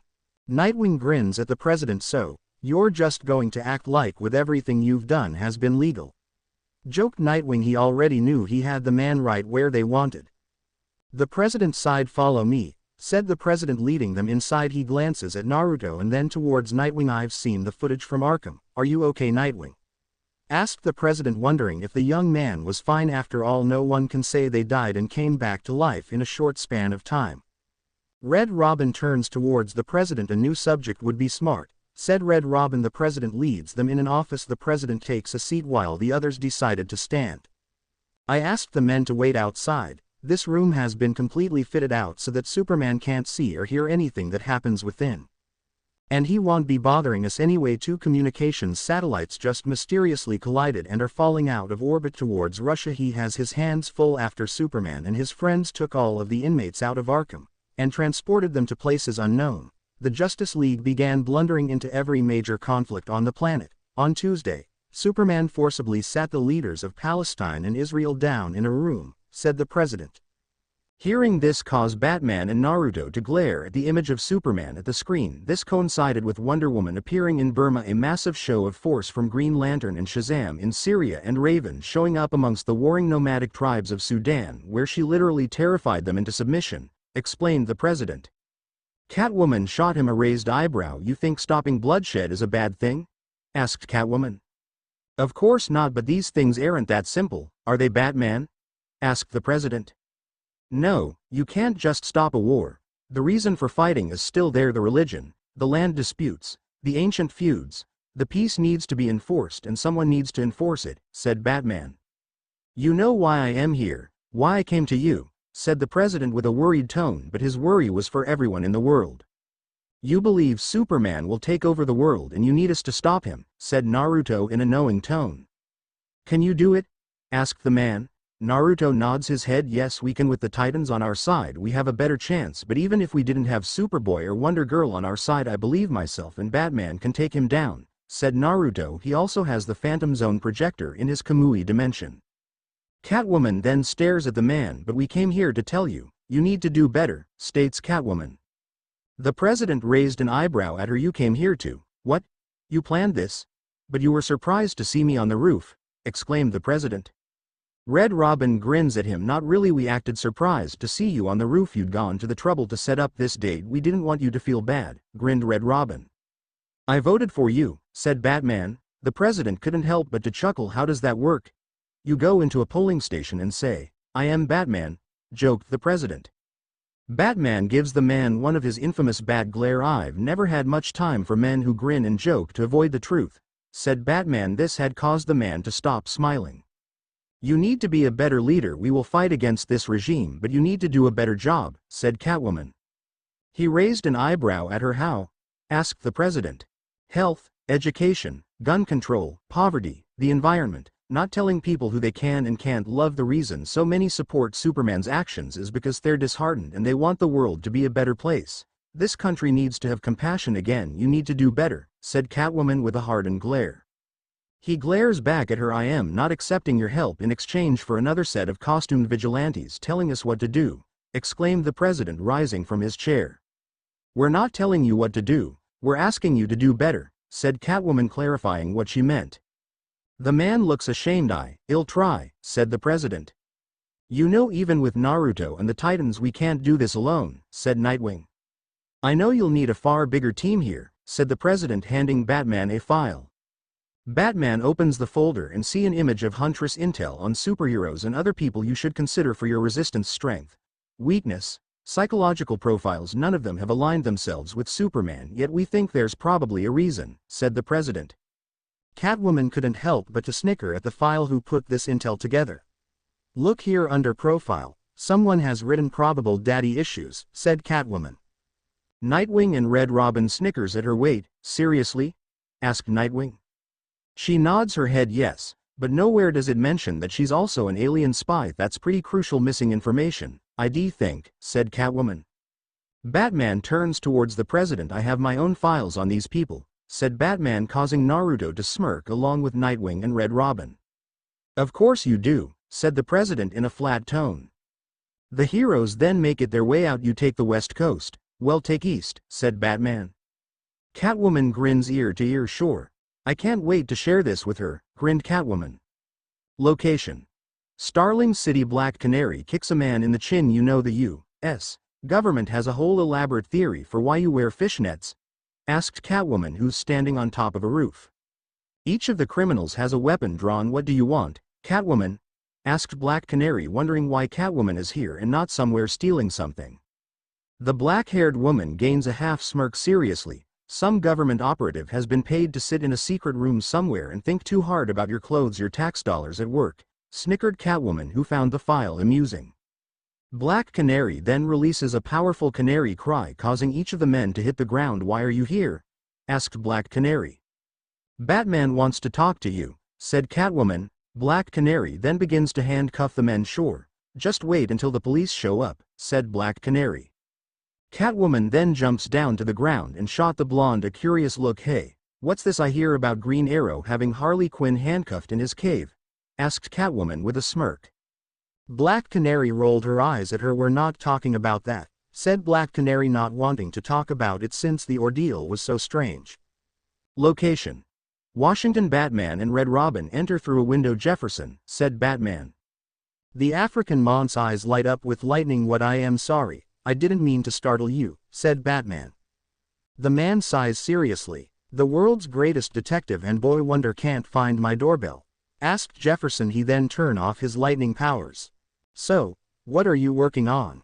Asked Red Robin. The man then turns towards the young teen. I am working with the Department of Housing to find homes for 100,000 people evacuated from around Metropolis, There are also thousands of Metropolis residents who were holidaying at the time of the bombing and have no city to return to, explained Jefferson, which had impressed both masked crusaders.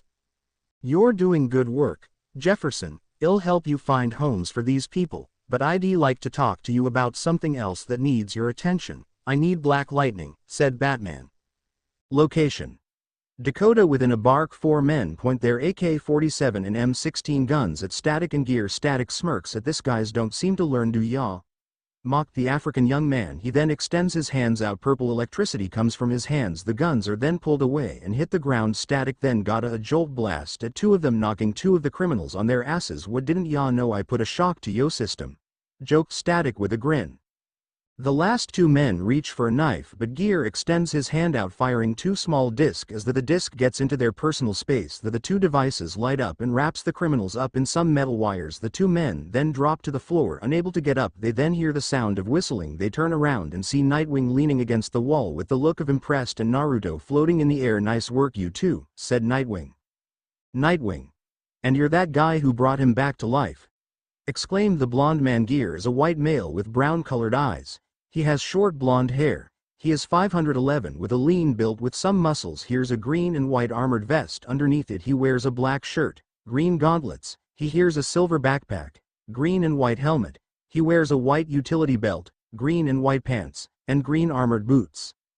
Naruto nods his head. My name is Naruto, but my hero name is Rakudo. We have to speak with the both of you, said Naruto. Both men glances at each other and turns back towards him. Is this about Superman? Asked Static. Nightwing nods his head. Yeah, it is. We need your help. Will you join us? Asked Nightwing. He knew both of them were smart and had mostly already decided what to do. Next day. Location: Gotham Deep Underground. They're coming. I will remain hidden, said the man in the shadows.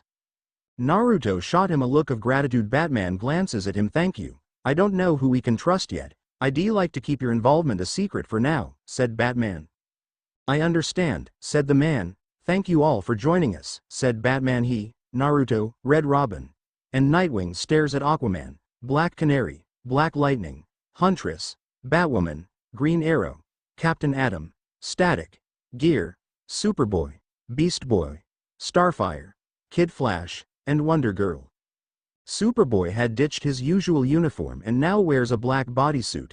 He wears a silver emblem of the House of L, silver gauntlets, a silver belt with a wide S, and silver boots.